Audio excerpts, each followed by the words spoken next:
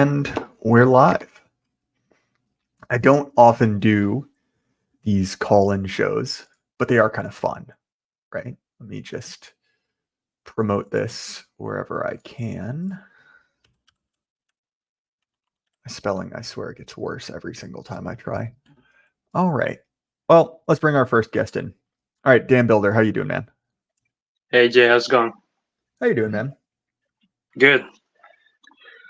Are How's you? what? Oh, nothing. You go.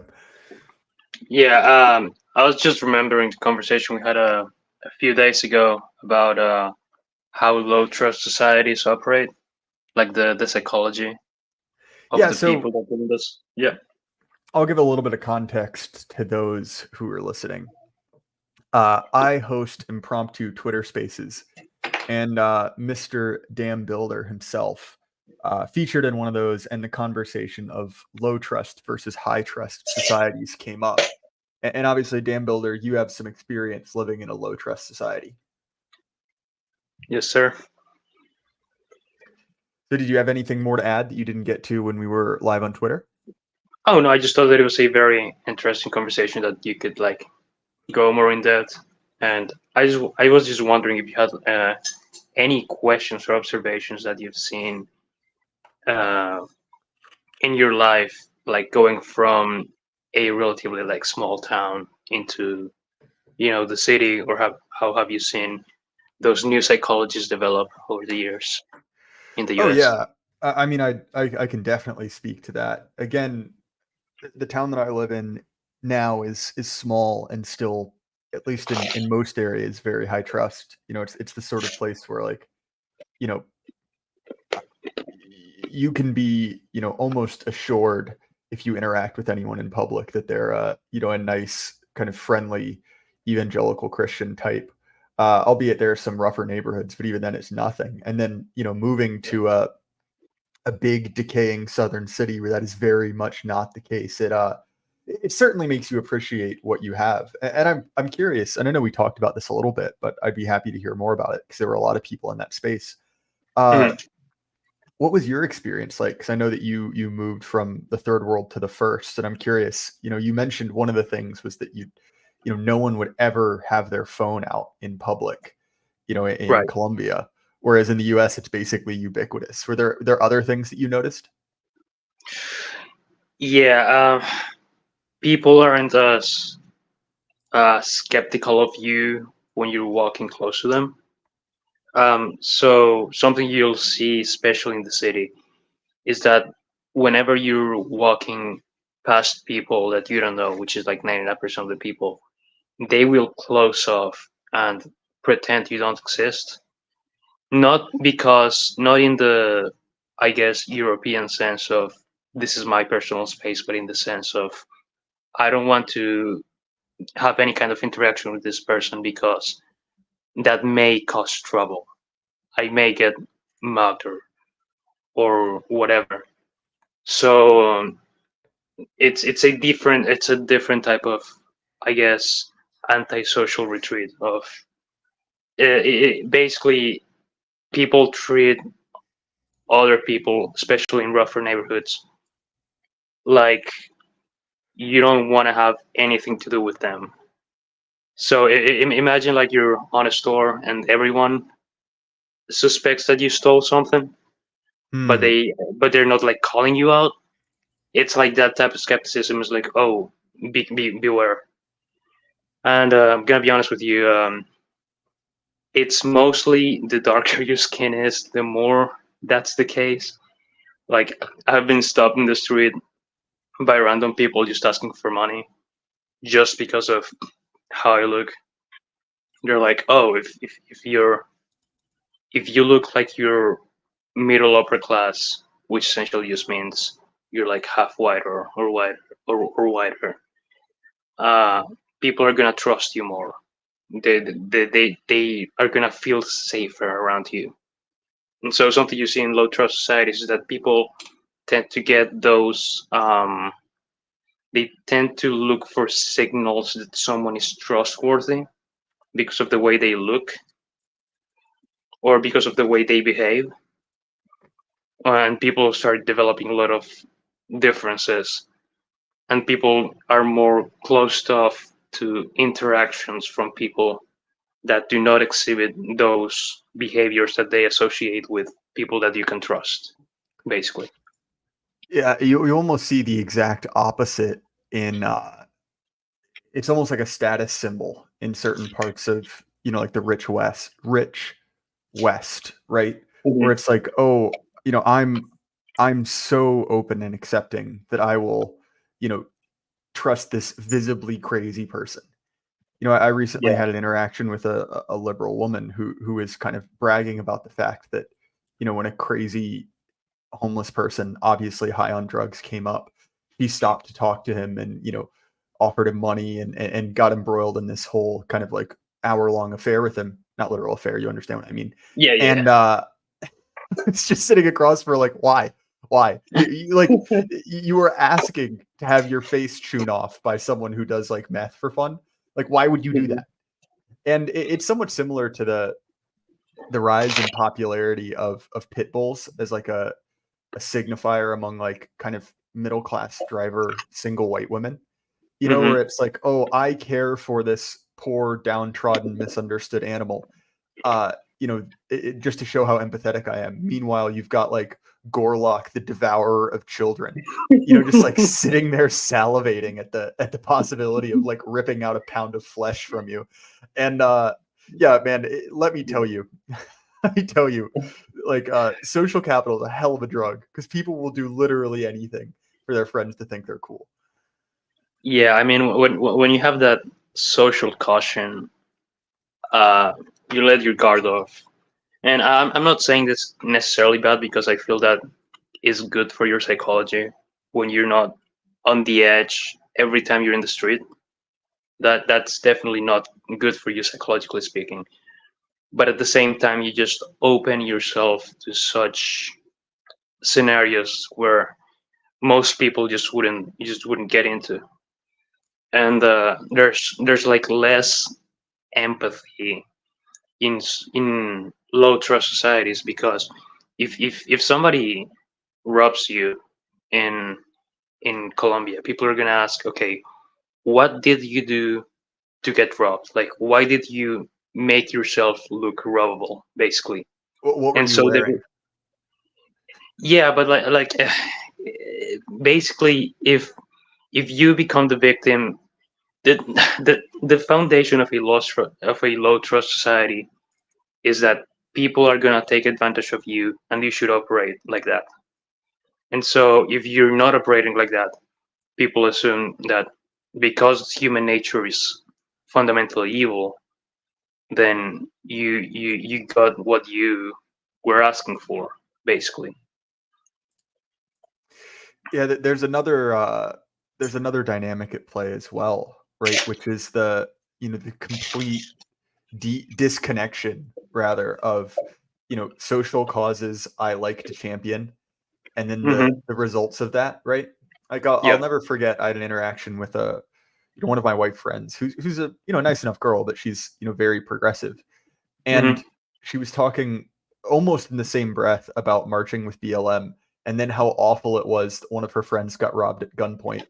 And I was like, well, ma'am, what did you think defunding the police meant? Like, did you assume that this would just be like, we got rid of, the kind of like armed, security forces, and then everyone would just decide, well, if the police don't have guns, I guess I don't need them either.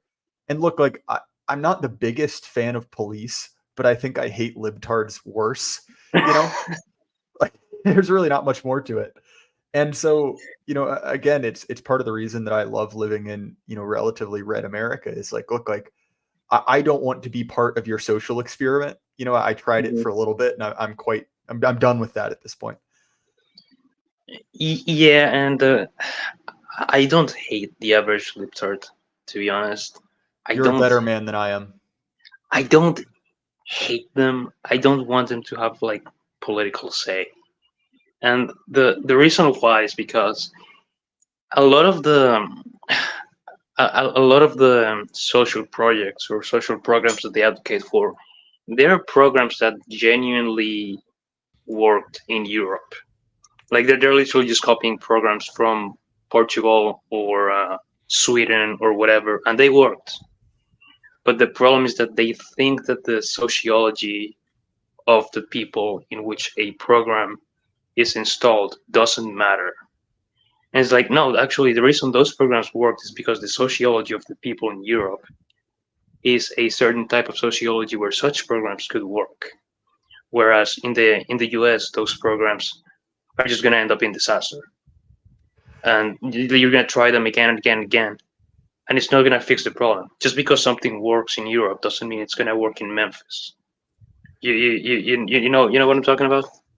I know exactly what you're saying, and it's the same thing as like, you know, and honestly, right wingers get tied around this axle as well. You know, particularly the 2A types will say, "Oh, look at Finland," or "Oh, look at, you know, the Czech Republic. You know, they have unrestricted access to guns, and look at their crime rate." And effectively, the real conversation there is like, well, this is apples to oranges. You know, these are completely different countries. And, you know, look, like America has, even before our current problems with policing, always been a violent place, right? Like, it's sort of just in our character. But I think that there's a separate level to it, which is like, do we have to live like this, right? Like, do we have to live in a society where I can't go to a public park because there's, you know, someone currently killing themselves off bath salts, just sitting there, you know, harassing everyone? It's like, no, we don't have to live like that. And, you know, recently, friend of the show, Martyr Maid, Daryl Cooper. And I'm gonna mute you, Ed, for a little bit because you're getting some wind noise, but you feel free to jump in whenever you want. But he did a show with Jocko Willink all about the asylum system, and I think that in certain ways, Daryl Cooper is more of a lib than I am. Maybe he's just nicer than I am. But you know, one of the things he was talking about is like, well, okay, like obviously, you know, the worst excesses of the asylum system were quite awful, right? You know, you'd have situations where you'd have hundreds of people with varying degrees of mental illness, from someone who might have just been a little bit slow but harmless to violent schizophrenics, you know, crammed in a warehouse, right, with no air conditioning, in an open cell with 100 other people, and that's probably a bit inhumane. Fair enough, right? I can look at that and say that's probably not what we should do. But also, right? But also, the alternative position is not just letting these people, you know, run amok to kill themselves. Like that is not a suitable solution. And I think that, like many things that we look at, it's like, well, do we have the will to basically stand up? You know, we're drowning in a bathtub as a society. And, you know, I hate to say it, but, you know, so many of these problems are fixable. They just require you to say no. Enough is enough. And I think that's what's so frustrating about all of this, is that so many of the problems that we face are fixable. Like, don't get me wrong, they're difficult. You know, they're real problems. But, you know, one of the tricks that the progressive elite likes to pull on us is that this isn't a problem that can be solved. You just have to manage the symptoms of it. You know, you see that in the way that, you know, in progressive cities like Portland or San Francisco, they deal with the open air drug use, which is, well, we'll just give them safer drugs that they can do in the park. And it's like, well, okay, like if I had the choice between, you know, giving people like super fentanyl that will like kill them, and, you know, if they could use, I don't know, like Walgreens branded fentanyl that is at least, you know, pure. Okay, I get that. But at the same time, right? It's like, well, maybe there's another option. You know, maybe we don't have to just subsidize, you know, drug use and crime. And my point is, and sorry, I realize I'm monopolizing this space, is that, you know, so often the dyad presented to you is one bad option or another. And look, there's Dan Builder, you're a student of economics. You understand this. There always are trade-offs. You know, there's fundamentally no free lunch. But, you know, just kind of dealing with the choices they present you, like it's a fucking BioWare RPG where you have like the Paragon and Renegade option. That's not how human society works. And when I look at our elite, right, it reminds me very much of Toynbee's conception of the creative versus the ruling minority. And these people have no creativity left. They have no ability to solve problems. They merely manage decline. Well, it's not just that. Is that the solutions that are required, the foundational assumptions of those solutions make people deeply, deeply, deeply, deeply, deeply uncomfortable. And so it's basically, if you give a solution that will work, look at El Salvador, for example. They did something deeply liberal that makes people deeply fucking uncomfortable. But it I but mean, but, was but this it worked. programming? And so it's this death cult of an ideology that has existed for like 80 years, and they believe that if you deviate from that morality, then it's even worse than having the problems in your society. They think that being uncomfortable because their foundational morality is questioned.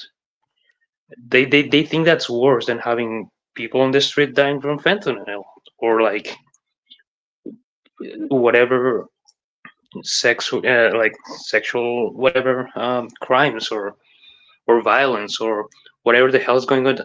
It's going on in public schools and has been going on for 50 years. Like, public schools are not safe. And I was talking to Heather Carson, Stephen Carson's wife, a few months ago, and she went to a public school in St. Louis. This is public information, so I'm not really doxing anything. She has like the worst. Um, she had like the worst experiences in high school, because that's not a safe place to be. It's like, in some cases it's worse than prison. And the solutions again require deeply uncomfortable actions that people are gonna look at you weird for even proposing. Yeah, I think that, like many things, effectively, and this goes back to Bukele's interview with Tucker, right? Where he said, look, like, systems work until they don't. And once they're broken, you need to do something else. And I think what we're seeing is the lag between, people's kind of natural conservatism tying them to the system as it is. Before we go on, we have two super chats. One from and I think I know who this is. HR Karen's jar of toenail fungus for $1.99. Sometimes listening to you makes me want to die. I mean, bro, get in line. I'm always, one bad day from just painting my painting my brain pan over the roof of my car. He's Ernest Hemingway incarnate. Yeah, for real. And then we had one more, Darth Kilhoun for $3. So is this a call-in for anyone? The answer to that is no. I did that one time, or last time I did a call-in, and I had a genuine schizoid call in and threatened to dox me. And so I decided not to do that again. But to you, Darth Kilhoun, because I kind of know you, I sent him a link. So if he shows up, well, guess what? He can join. How are you doing, Ed? Oh, I'm doing all right. I'm letting you two just take the air because it would just let a conversation keep flowing. No reason to break it.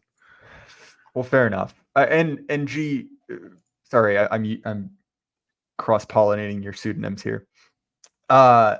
One thing I want to say is that your point about public schools being prisons is something that's really difficult for older people to get their head around.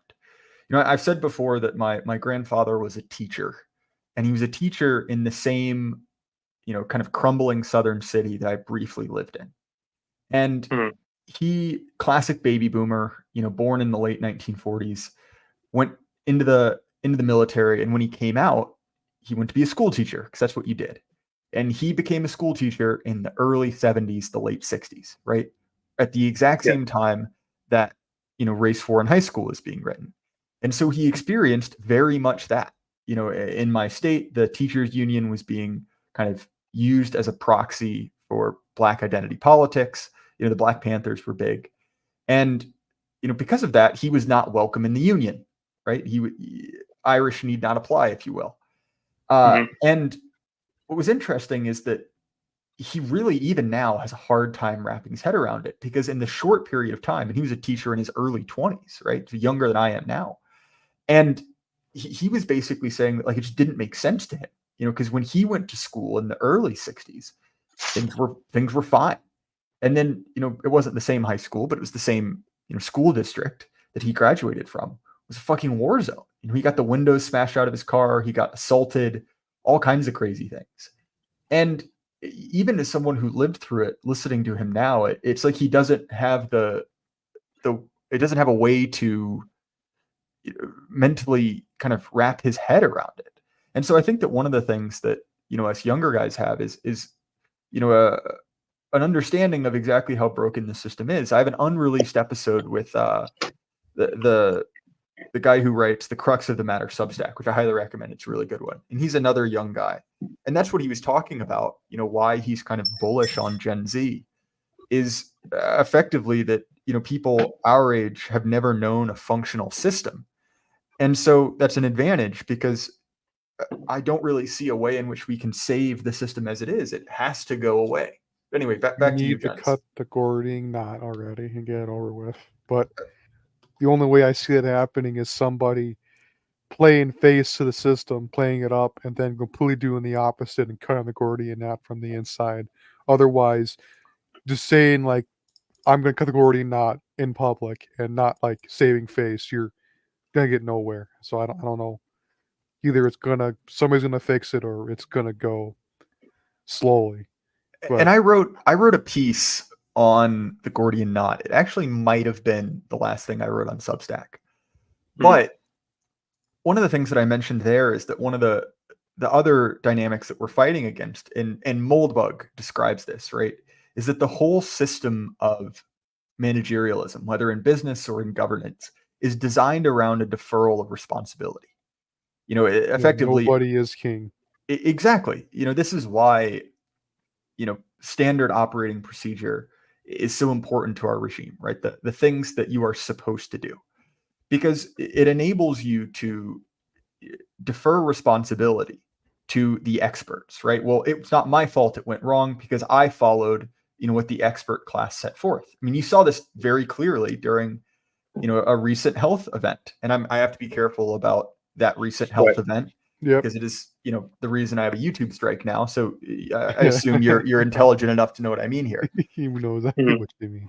But right, in that case, so many people, whether it's at school or at your place of work, basically said, well, we're doing this because that's what the experts say. And this is why we do this. Same thing exactly with HR, which is sort of the law of the business world. And in order to cut the Gordian knot, not only do you have to basically say, like, fuck it, I'm not playing by the rules of the game. We're just going to solve this problem. But also, you have to be sovereign. You have to be the guy who decides, I'm the one. Like, I am the one who takes responsibility for this. And I think one of the many reasons that Bukele is such an interesting figure is because he's done exactly that. He's basically said, like, all right, I'm in charge. This is my responsibility. And, obviously, I try to avoid getting too spiritual on this show because for a variety of reasons. One, I understand people are coming from different places. And also it's like, well, I don't want to take on too much responsibility with that. But again, it was interesting hearing Bukele talk because he views himself in a real conflict of good and evil. He views himself in a struggle with Satan. And obviously with MS-13, that's a fairly easy thing to do. Yeah, it's a really easy thing to do. Because they brand themselves as Satanists, right? They conduct ritual murders to get power from the beast. But yeah. I think that it's very difficult to present yourself as, sovereign without defining yourself neatly along the lines of good and evil. Dan the Diaper Man, aka Chris Crinkle, get in line toenails. This is a one troll per bridge zone. So who knows? Maybe that is not who I thought it was. Is this Crouchy? Yes. Yeah, Crinkle. That one's Crouchy. I know if I heard that one's Crouchy. Yeah. You had something to say. Yeah. So I'm gonna move. So we're talking about managerialism and all that. I'm gonna get the Austrian libertarian angle. Sorry for being a libertarian, but Your apology is accepted. thank you. I will not be executed at the stake. Well, Well, at least here's not the for thing. being a libertarian. There's another reason, of course, and that's that you're a filthy Baptist. Sorry for being American. well, well. So here's the thing. Whenever you're creating a business, and government is just a business, if you actually analyze it, the entrepreneur, they bear the risk of the venture. And what that means is that they don't really follow procedure, they just test the waters. However, as the business develops and it starts getting sales and whatever, you need managers to keep the business going. And what managers really do is that they remove the risk from the business by making the operations predictable. And this is good because you can make budgets, whatever. You're able to optimize your operations. However, this necessarily stifles the entrepreneur because he's not able to operate with the dynamics that an entrepreneur usually likes. So there's usually this battle between the CEO and the managers. Yeah, CEOs and managers don't really like each other because their incentives are completely opposed. However, they both need each other. And but the problem with managers is that because all they care about is reducing risk. For example, HR exists so that people don't sue the company. So they reduce the risk by making every single interaction as vanilla as possible. Or every single letter has to be written in Times New Roman or whatever. However, that's good because it reduces risk and makes the business more predictable. It also creates a lot of inefficiencies in the system. So the more managers, ironically speaking, the system becomes less efficient and it's less innovative and whatever. And there's that. And because managers are not the type of people that want to bear risk, they tend to defer authority. So they're not really loyal to the company. They're only loyal to themselves. And so they follow a lot of procedure. But again, as the company ages, it just becomes more and more inefficient, which is why you have these huge companies that lose just tons of money and then they collapse. And then people are like, well, they were too big to fail. Well, they were just one big inefficient machine that was basically just coasting for like 20 years. And so managerialism is inherently unsustainable because it just creates and keeps and sustains every single inefficiency in the system. And it doesn't allow this big machine that's called business or government to innovate, which is why you have so many outdated things in government today. Sorry, that's a libertarian angle. Fair enough. Ardesh Ayer has a question, which is, what is the live stream schedule? Normal episodes are up Monday, Wednesday, 8 p.m. Eastern. Convert to your local time zone. And then this is unscheduled. I just did it because I have nothing to do. And I literally tried all of my friends and they are doing something else. And so if it makes you feel any better, you guys are literally my last resort short of getting drunk in a parking lot.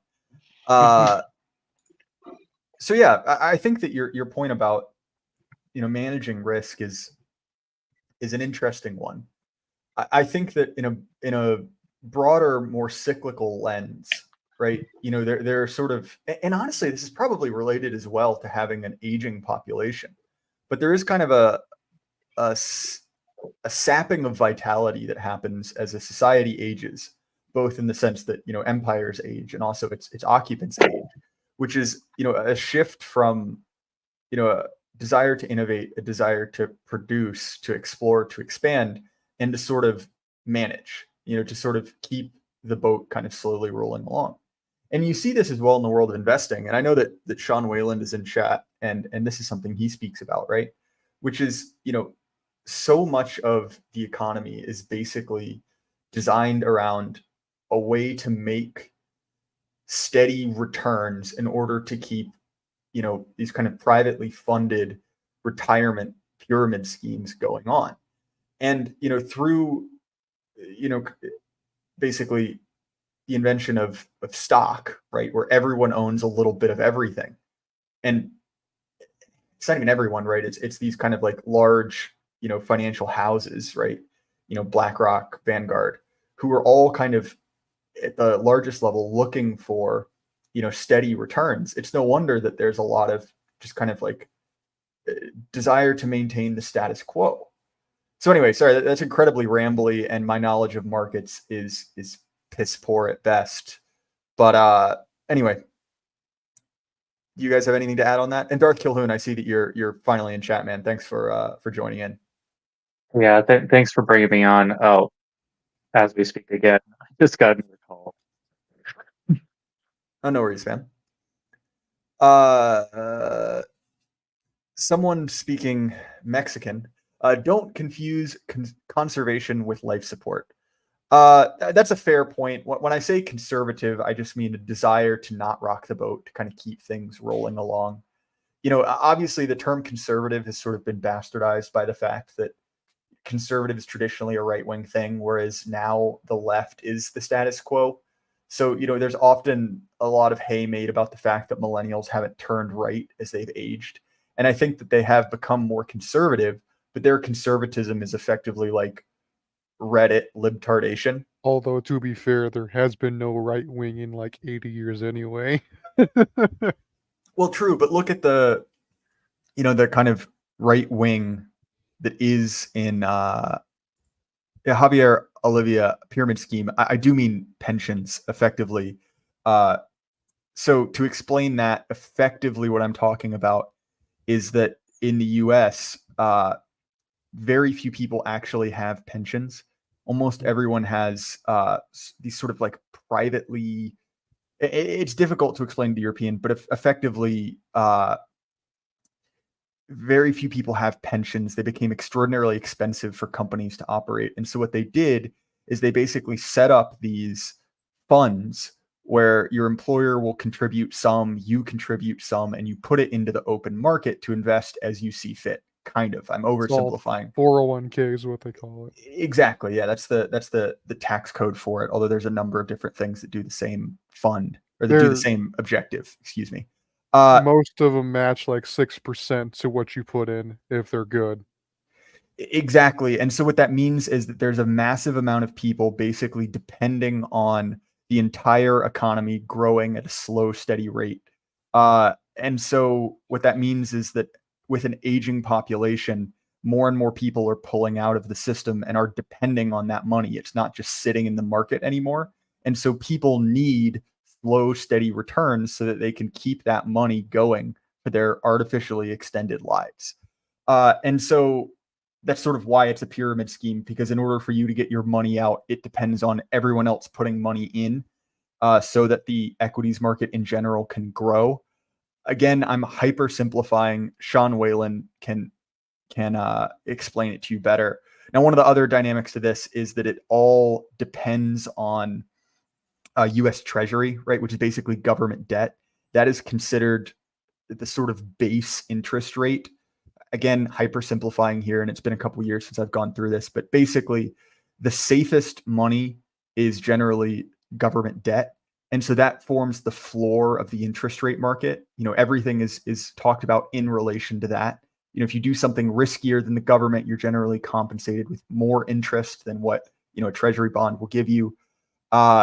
Anyway, the point is, this is not what I meant to talk about, and I don't know very much about it, but this has really been the system as it exists in America since about the 70s, when Nixon got off the gold standard and did all kinds of funky stuff. And this is genuinely not what I want to talk about, both because I don't know all that much about it.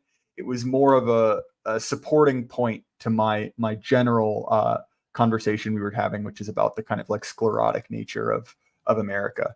But Darth Kilhoun, do you have anything to add to this, or do you want to take us in a new direction? I think you're still on this call.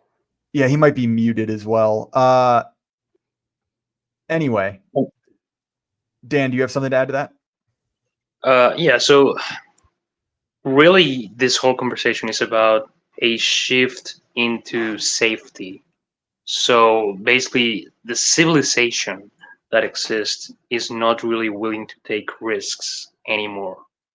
And number one, you see this in the psychology of the young people today. They don't want to drive. They're more anxious than ever. And for example, when the submarine blew up like a year ago or so, um, people were just mocking the guys in the submarine, because how could you do something so stupid as to want to adventure the ocean? Yeah, I actually share your take on that. I thought that guy was riding the line between based and retarded. He was in a very thin line between based and retarded, because all the guys in that field were like, "You were stupid. You were making us a bad rap for how shoddily you designed this." Then the rest of the world doesn't understand anything about this. Looks at it, it's like, "Oh wow, that's a cool thing you're doing." Then everyone's are like, "Oh wait a minute, this is the dumbest thing ever, using an Xbox controller to power your submersible." Yeah, I mean that's already been done, but like he just didn't use the right shit to build a submarine with. He cheaped out.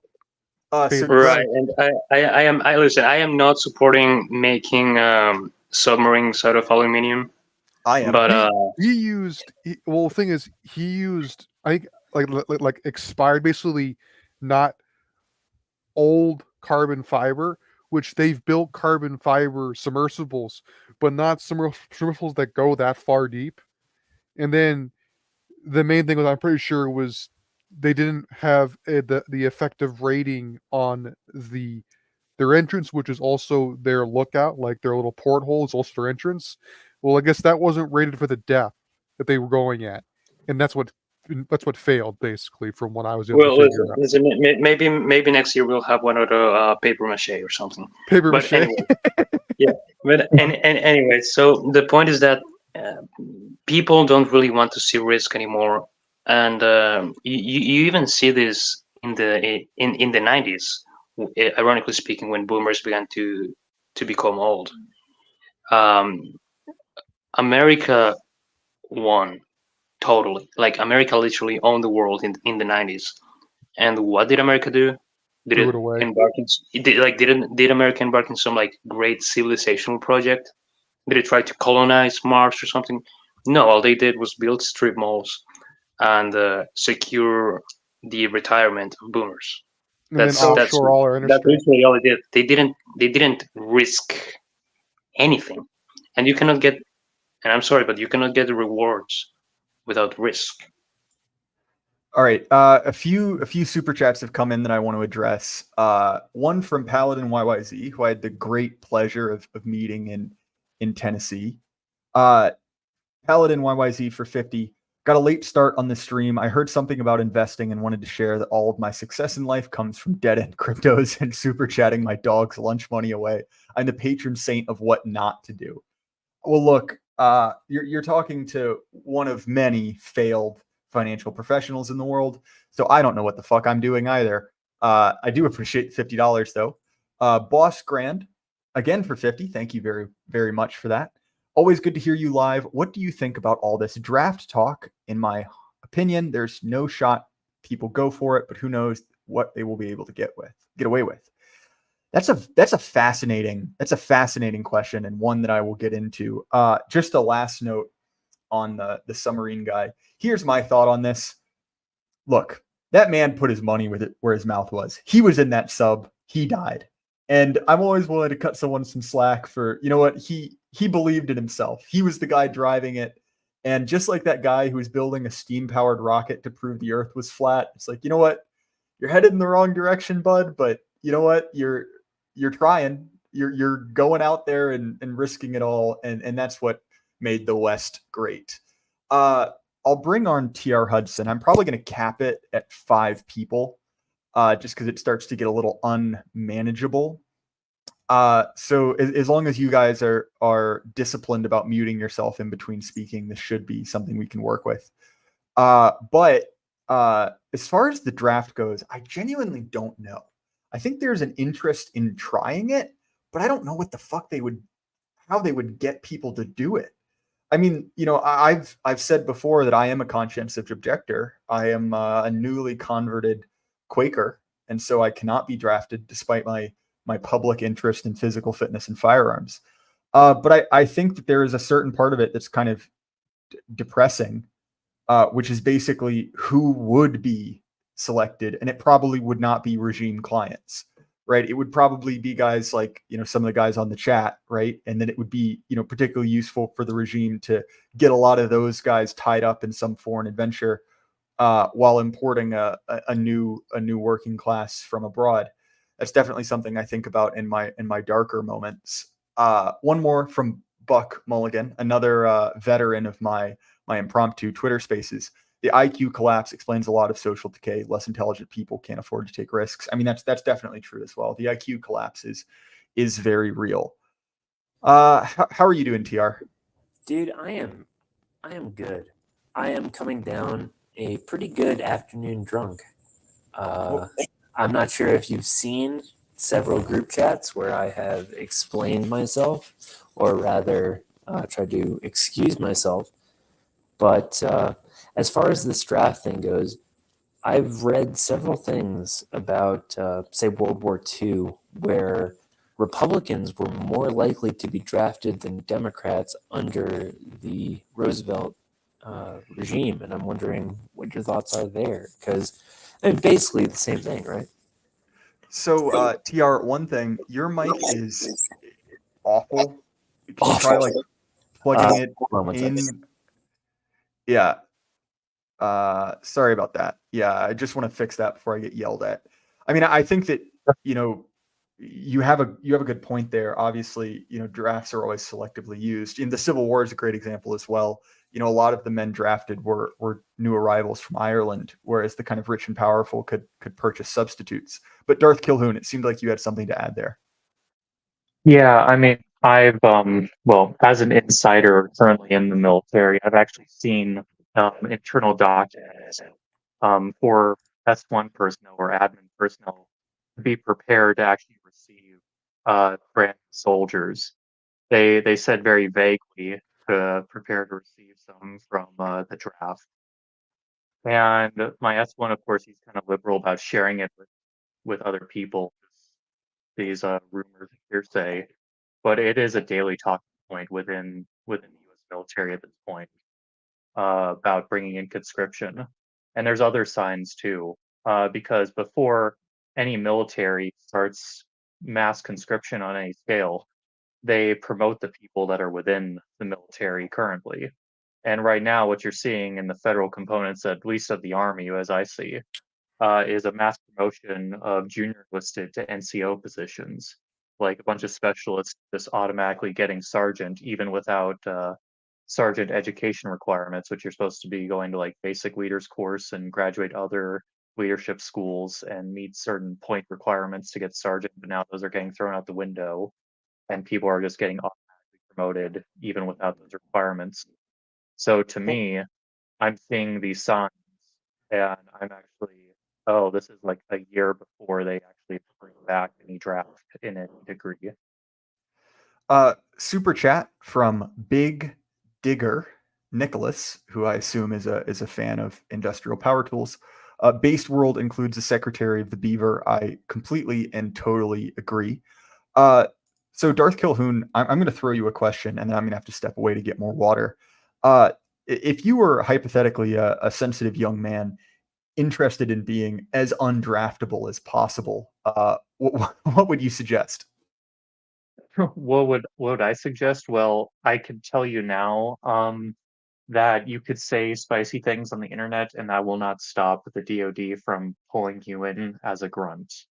Um, your political leanings won't actually really determine your eligibility for the draft, because oftentimes your social security number, which is what they use for the draft, is not tied to any IP address that you may have sent spicy tweets on.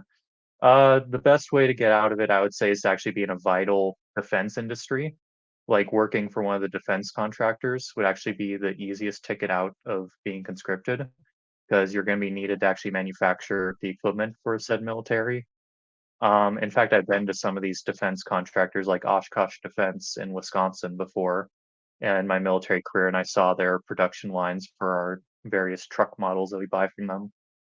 And also I've been on other areas of the procurement side of the Army as well.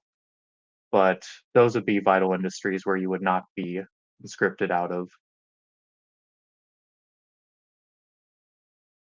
All right, Um, I am back. Paladin YYZ again for 20, very generous, said, "It seems for a long time that we as a nation had a religious set of principles that prevented us from getting talked out of vast canonical set of traditions and values, leaving us vulnerable to progressive ideas." I mean, yeah, I completely agree, right? There's no such thing as neutrality, and the idea of secularism is complete and total bullshit. We never had a neutral state. We simply swapped one religion for another. And does that mean that people literally believe in a saint of George Floyd? No, not at all. But it's the idea that fundamentally faith and fundamentally any polity is organized around an unprovable idea. Whether you want to call that a religion or a political formula, I just view that as verifiably true. And whether that religious idea is something that our founders would have believed in, which is basically God has granted us certain rights, or it is my dad is literally the god Ra, or it's capital D democracy. I view that as just something you kind of can't get around. It's basic human nature. So sorry. So Ed, I know you're in a roughly similar demographic to me. What are your thoughts on the draft? I view it as a little more interesting because of the fact that, like Darth Calhoun said, they usually are going to just go and draft any. It's going to be off of a social security number. So they'll probably just pull off social security number, a roll list, and just grab whoever's on it. I honestly don't even know. I mean, if they're going to do it, they're going to do it. But like the thing is, I don't know how many people are going to do it, because there's like what 30,000 active combat personnel total. So unless they're going to instantly double that, if not triple that, I don't understand how we're going to get the effort to do that. I mean, I honestly I thought they were going to go straight up and just go to the routes of just straight up giving illegals citizenship if they serve in the military. I thought they were going to do it that way, which would give them a unlimited manpower supply. They can just throw at the meat grinder. But I don't know if they have problem with that. they don't speak English. No, not just that, but there's another issue as well. Because everyone in the military, except for cooks of all MOSs in the Army, requires security clearance, and illegals cannot Yeah. pass a security clearance background. That's also why it's more of a technical reason why they cannot unless they waive security clearance issues. Okay, this is a funny super chat. I'll read it. So John Carter for $5, and John, you know exactly what that $5 will be used for, furthering my horrible addictive spending habits. Will a funny windmill face tattoo be sufficient to avoid the draft, or will that just result in being sent to Ukraine? So sorry, Calhoun, do you have an answer to that? Yeah, yes, I do, and it's kind of like any point in war. I think only a few cases were actually volunteers denied and draftees denied because of political leanings.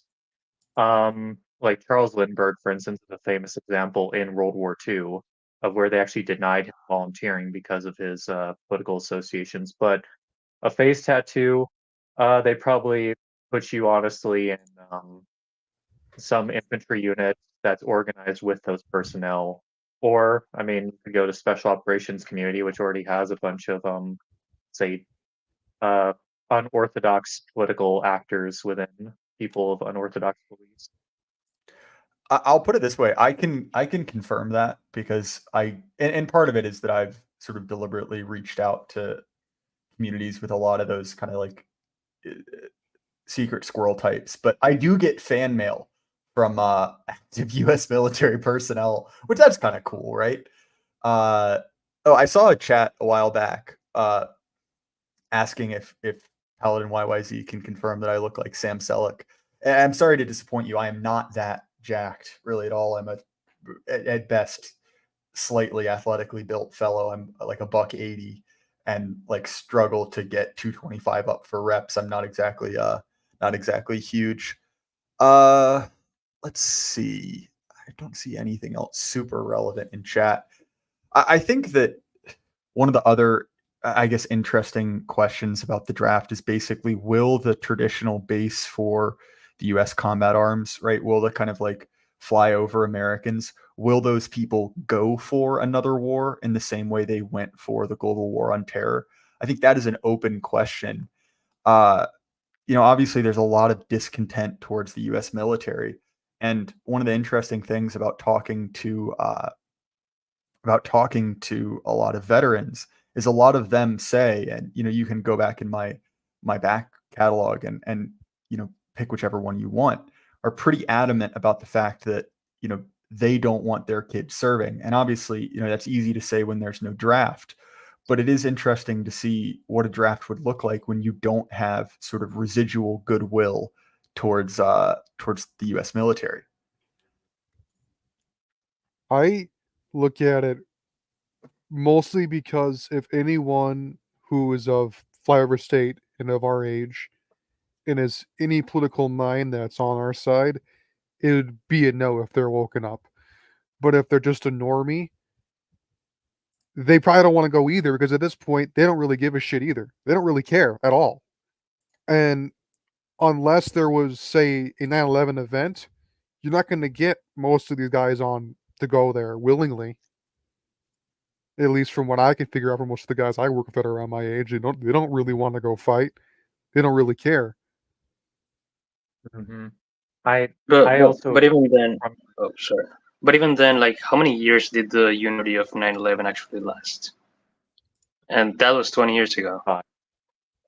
So I'm not sure how sustainable such an event would be. It's like 5 years, if that, maybe more, maybe 8 in flyover country. Yeah. So at least within the current military ranks, I think that they ran a war game. I saw this when I was at a leadership school, but there was and I was privy to this war game as an example. They didn't let us say the topic though because it was confidential. But I saw an estimated, what was it, 48% desertion rate out of the current all volunteer military if a traditional war broke out against China or Russia. And I may be wrong on that figure, but I know it was upwards of that high. I'm pretty sure it was 48%, which I'm not surprised by at all, because currently most of the people that are in, I would say, are in for mercenary reasons. They are what Machiavelli would describe as mercenaries back in the Italian states days, where they're only there for the money, and as soon as actual real danger shows up, they'll have no loyalty to the American regime, either flee or desert or or maybe just turn coats. I could see that easily. Paladin YYZ. I met Jay Burden, and he likes to wear a black jacket, white shirt all the time, and consistently holds his hand over his face. He did remind me of Thomas Shelby. Yeah, like I said, my profile picture is genuinely a really bad anon, because it's basically just a painting I got AI to do of me. It's really not particularly subtle. I related to that for a while on Telegram. My profile picture was an actual photo of me that Lou Templar took at the last event, not this one, so 2023, doing the exact same pose in the same outfit, and it was virtually indistinguishable once I threw it through Photoshop and put the oil painting filter over it. Yeah, that 46% desertion rate is kind of wild.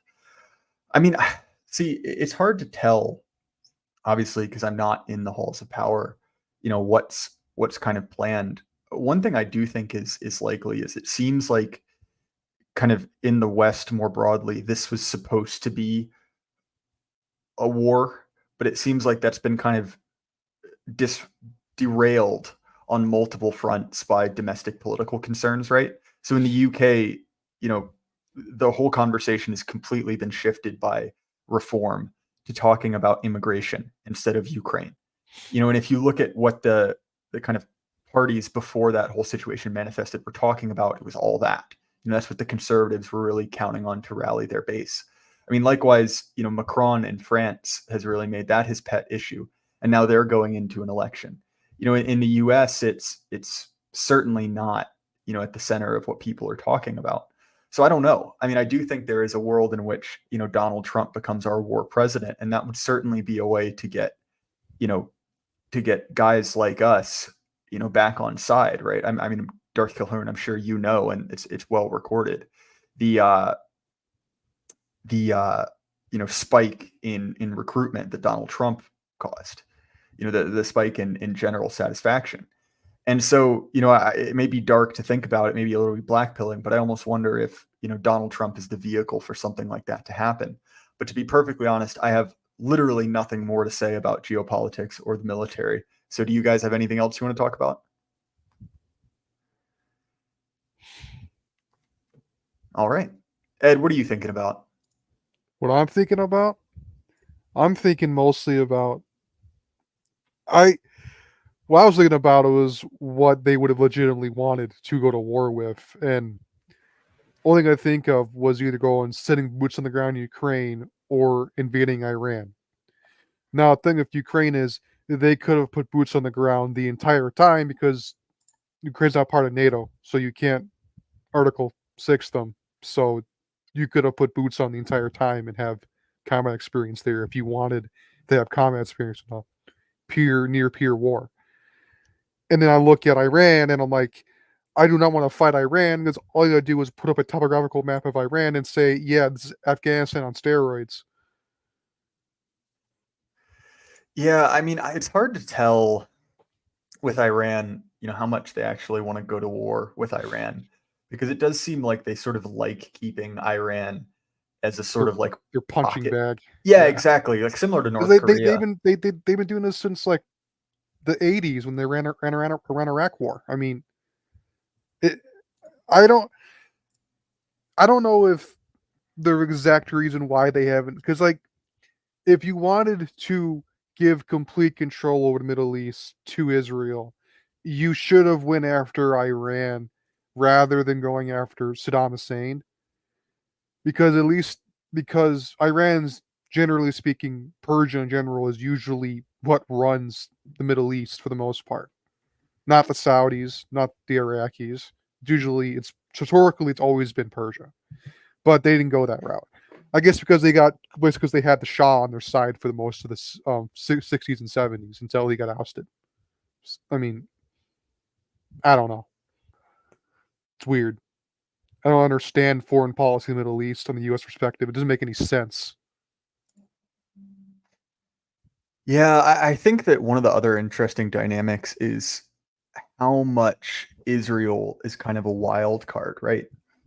You're getting the feeling from Washington that basically they're trying to unsuccessfully put the brakes on Israel.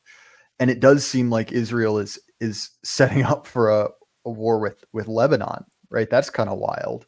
And it does seem, and I've talked probably too much about the Israel issue recently, but nonetheless, right, the dynamic of effectively having a state that has a lot of power, but is also calling its own shots and then forcing Washington to react is sort of an interesting one. Well, the other thing is that they're almost entirely reliant on the U.S. for supplies anyway and somewhat protection. I mean, you just seen this recently with the Red Sea.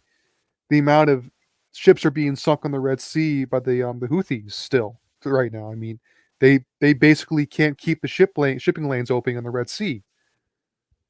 So I'm like, if for instance they're able to get stuff and block off, say, Gibraltar, the Straits of Gibraltar, or any other of the major pathways, and they're able to terrorist attack that and keep them down, you could have a complete global crisis entirely because the U.S.'s inability to maintain, or the Western Joe's inability to maintain a protective fleet. Like, you go back 10 years ago, this was nothing because you had a fleet navy there. But because the U.S. has a bunch of ships that they basically can't maintain anymore because they weren't great to begin with and are finally showing their age, they don't have the ability or the numbers to completely maintain a protection of a trade.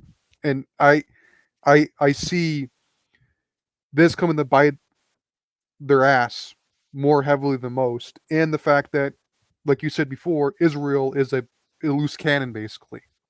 I mean, they've already said they're going to go in ahead and go into Lebanon, which means, I'm like, you're going to put more fuel on the fire. And unlike Hamas, Hezbollah is a bit more well equipped and a bit more well trained than Hamas is. So you're going to see a lot more bodies go too on either side. Actually, I mean, like, unless Israel was taking all that artillery in from the U.S. to specifically go to war with Lebanon, I don't see, no, I don't know how it's going to go well for Israel at this point. I don't know. That's one of the other things that I think is interesting is that, traditionally the measuring stick for are you the big dog on the playground, right? Are you the world hegemon is do you protect shipping? And Yeah. at least it seems that currently that the US cannot do that and doesn't seem to particularly care about it. And I guess it's an open question is how long can that problem last? Is it one of those things where it's like, well, it just doesn't matter, it's a blow, but not a fatal one? Or is this a real issue that the US needs to solve? If they do not solve this, and shipping insurance becomes too much of a hassle for companies to insure their shipping lanes, you might see them privately hiring ships, or in a sense, like, legitimately countries themselves making basically trade fleets and escorting their own ships themselves instead of relying on the United States. It's basically decentralizing it and basically allowing for piracy to become a lot more rampant again. Because if you have one state that decides we'll make a trade fleet, well, another state decides, well, we can make our own pirate fleet and raid your container shipping because we can, because what are you going to do about it?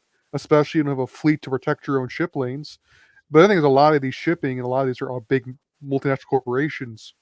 You have ships registered in various different states, then uncrewed by completely different nationality.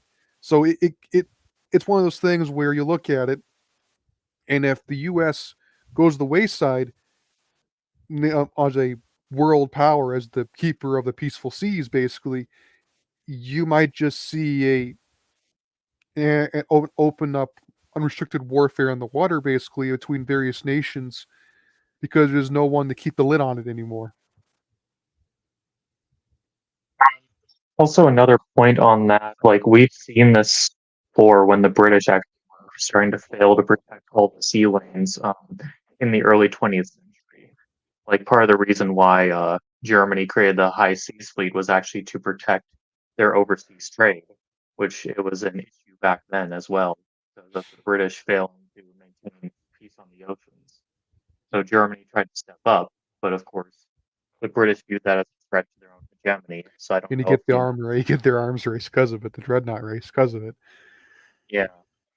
I think this connects with the efforts of reindustrializing the U.S., bringing back manufacturing from Taiwan and all that.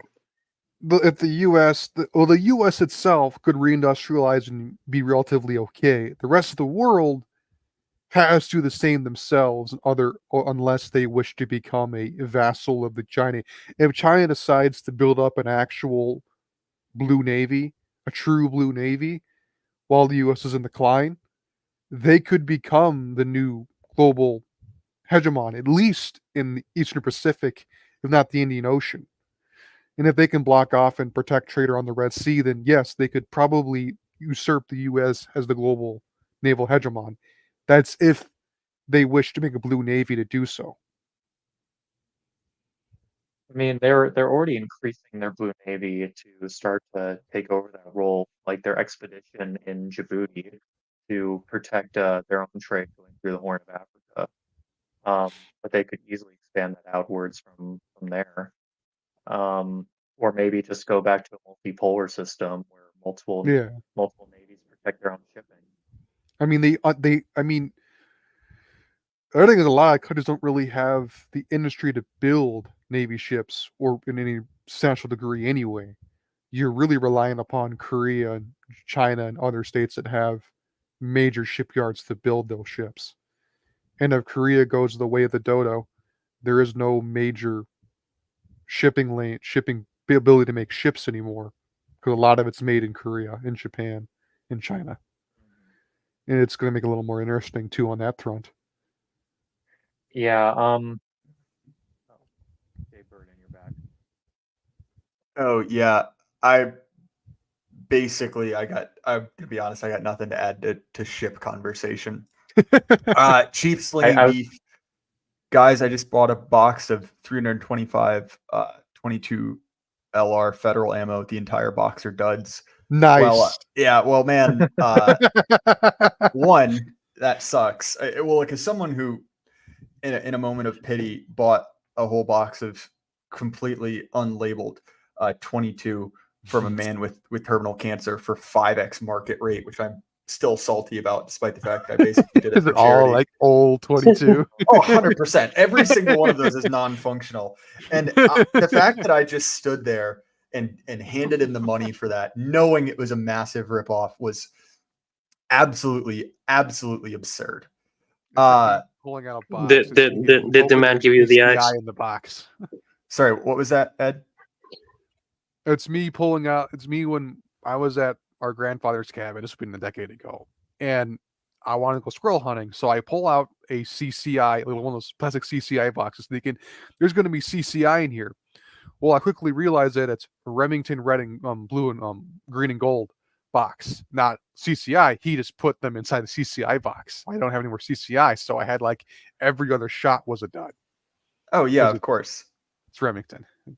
Yeah, Remington. I'm amazed that they're still able to sell ammo because almost everything I've had from them, like worst quality control is awful. It's terrible. It's like awful. The worst ammo I've ever shot is and I shoot a lot of cheap ammo, is either Winchester white box or they had it's called like American Steel, their steel baseline. Fuck that. That shit too.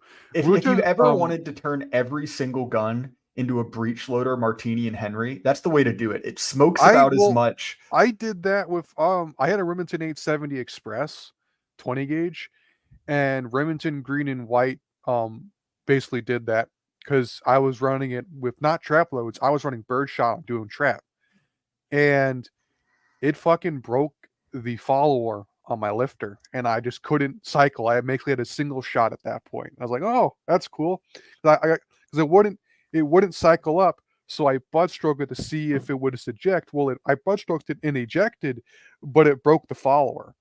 So I was like, "Oh, okay." I mean, I can at least tell you that Winchester red and white box, that stuff is generally reliable, at least to a certain extent, especially if you're shooting trap. I don't know about, say, slugs or any of the buckshot loads, but I know the trap loads are pretty solid. Feces aren't supposed to go there for $2, and good Lord, you people and your names. Love the work. And you know what, Mr. Feces, I'm a big fan of your work as well. Anyway. So I have a quick question to you guys, just real quick. So if you could just go full retard, there's no need for utility or aesthetics or your wife being mad at you, what gun would you get? Just going full retard. I just buy some retardedly expensive 2011 that costs like $1 grand. Why not? That's not even that hard to get. You can get those. You can still get those from the CMP for like $600. I really enjoy it, especially shooting in 30-06. Just to make sure my neighbors know what the score is. Well, when I went to the school that I went to, obviously since it was a private school, and in current year there was always the chance of a surprise FBI event, and the headmaster of the school had a Korean War takeback M1 Garand loaded with black tip AP ammo. As a kid, I was like, Christ, man. Oh well, It's gonna go Wait. through the like 110-pound school shooter and the next 3 walls behind him. Anyway, sorry. or Back it's to gonna you. blow up. One of the Yeah, two, because I yeah, don't think exactly. it's rated for only M2 ball. I don't know how much pressure black tip is rated over M2 ball. That'd be pretty funny. My pick is an FG42. Oh, that's a good choice. Honestly, Just for the laws, because that thing would be so interesting to fire. so I checked. what is that? Christ, bike. 30-06 black tip is a 200 grain bullet pushing 2,500 feet per second. Well, then look at M2 ball. And look at, what's M2 ball? Is that like pushing 2,000 then? Oh, that's got to be less. TR Hudson, I know you're back. I'm not going to let you in because your mic is genuinely cursed, so I'm just going to let you sober up. But Lou Templar, how are you doing? Have you recovered? Yeah, I no longer have COVID, although I gotta start doing some exercise to recover fully. Also, I totally forgot about the stream. Saw my Telegram told me the link. I was like, oh shit. No worries, man. Yeah, I'll put it this way. Here's my thought on COVID. Damn it, I said it and I wasn't supposed to. Here's my thought on the disease. If I don't know, if I don't test, it doesn't exist. So who knows if I've had it? Well, all I will say is I have I do bioengineering for fun, and I have saved a spit sample. We'll see. We'll investigate it. Are you gonna like basically rerun the plot to Metal Gear Solid 5 and engineer a variant that only attacks like native Chinese speakers or something?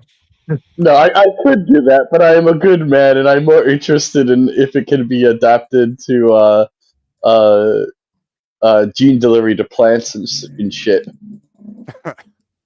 Man, you are. I can't decide if you're going to be the person who, saves humanity or kills us all with like your mutated potato virus.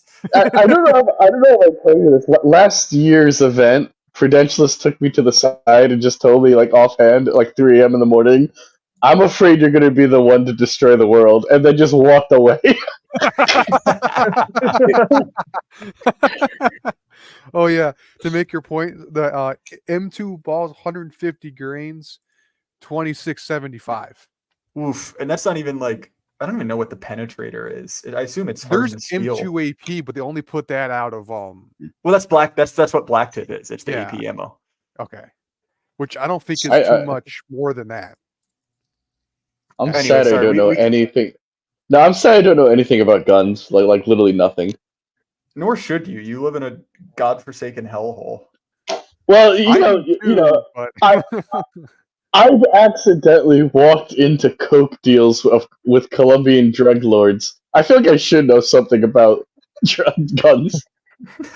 I had a really funny conversation with a few liberal family members of mine, and one of my cousins was talking about. She's like, "Oh yeah, I was in over the summer. I rented a house with this girl and her boyfriend, and her boyfriend was in the army, and can you believe it? He kept his guns at home. He just had guns at home, and I'm like trying to keep a straight face, and I was like, oh God, you have no idea." Oh no! Isn't that like something that the army lets you do? Like you just you have your guns at home, right? After you're Well, the let Swiss me do that. explain. Like your issued rifle, no, that's staying in the armory. If you're living on base, if you're living in the barracks specifically, you have to actually hand it in to the MPs, and they keep it in their armory, and you have to check it out with the MPs. And you have to say what you're doing with your own weapon. Like if your own civilian owned firearms, I'm talking about. If you live on a house on base on any garrison, you can keep it inside your house, but you have to also tell the MPs what specific weapons, serial numbers that you have inside the house in case they raid your house. Yeah, not to be a Roman historian again, but this is actually exactly how swords were managed in the late Roman Empire. Civilians weren't allowed to have swords, but the barracks militias would store them in case of emergency. And this became like a major contention between the civilians and the legions, that the legions wouldn't come when the Germans crossed the border, so the civilians basically had to like wait for the cops to show up, and they couldn't defend themselves. And this inevitably led to the local citizens getting clever and just hiring Germans to defend them from Germans.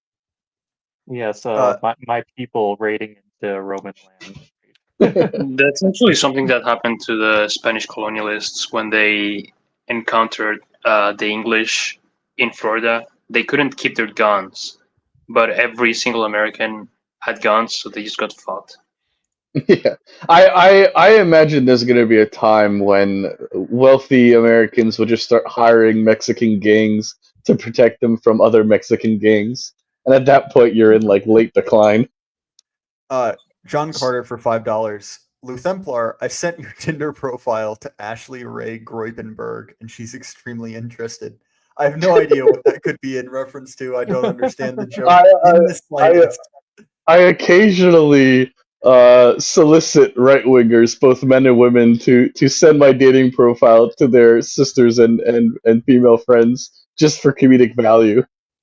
I'll put it this way: I have no sympathy for you after talking to the other anons in your area, because the Herculean efforts those men have gone to get you out of the bachelor shack.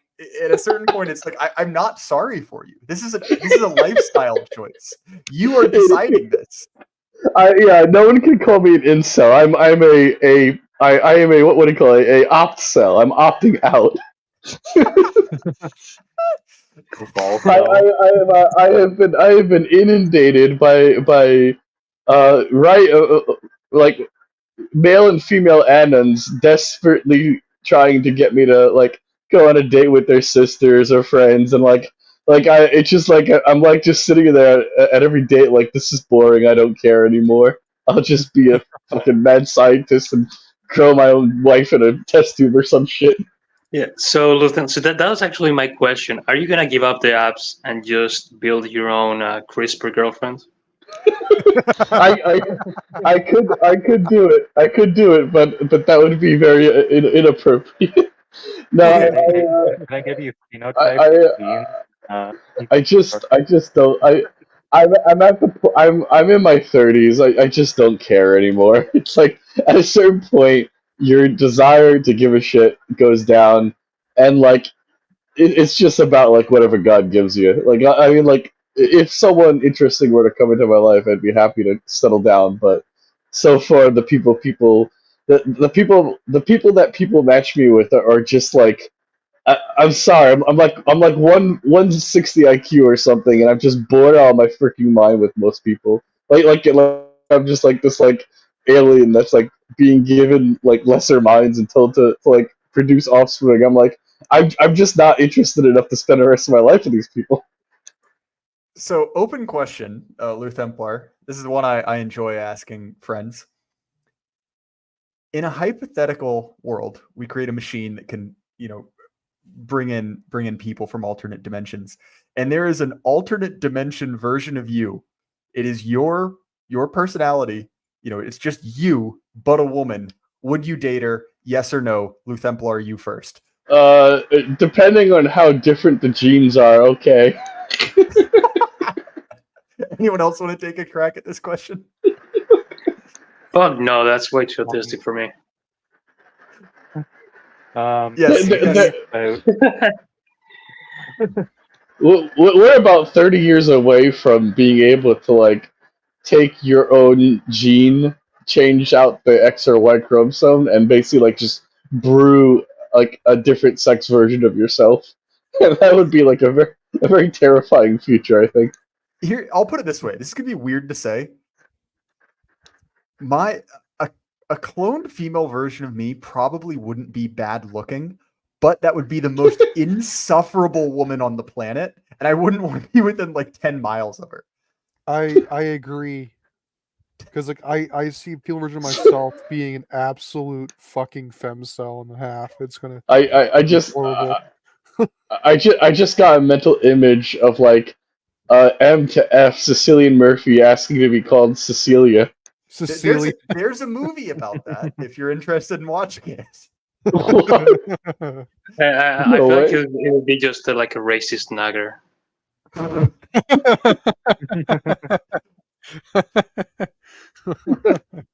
No comment. Necessitally bitching the entire time.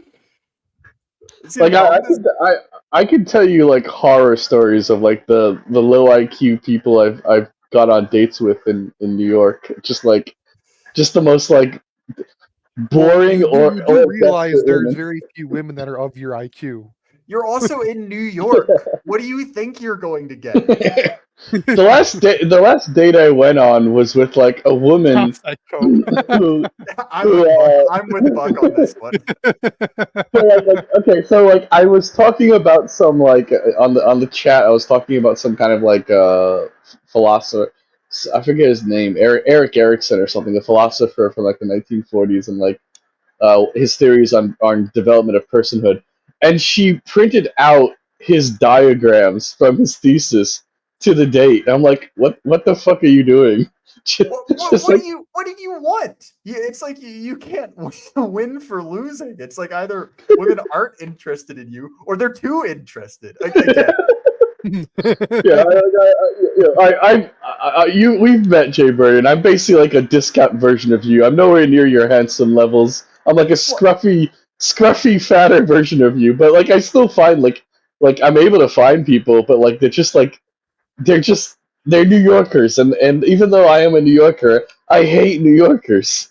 Why are you still in New York then? Also, because by that metric, I'm a discount version of you. I'm like you, but retardeder. yeah, you got married. You got married. Well, see, you and I have different builds. You spec'd into int, and I spec'd into charisma. I got the intellect. But the problem with high IQ people is like you overthink everyone. Once you're able to like at a certain IQ level, you can map out like people's behaviors off of very few data points, and you can't say they're wrong because like I've tried to let the simulation play out in reality, and reality always aligns with my mental simulation. Like I've never had a situation where someone broke out of the like mapping that my high IQ brain made of how they're going to behave. And every time it's just and if it's not my own IQ, I've unironically had moments where I was praying to God if someone's right to date, and like I'm not the person that like will hear God in my prayers very often, but there was a time in college where I prayed about someone, and I distinctly heard in my prayers, this woman is going to become a Jew in 2 years. Don't date her, and sure enough, 2 years later she abandoned Christ and became a Jew, and I was like. Oh dear! If it's not my high IQ, it's God Himself telling me don't date. So Buck is fundamentally misunderstanding my question. My question is not would you date your sister. My point is would you date a literal identical clone of yourself except for being a woman?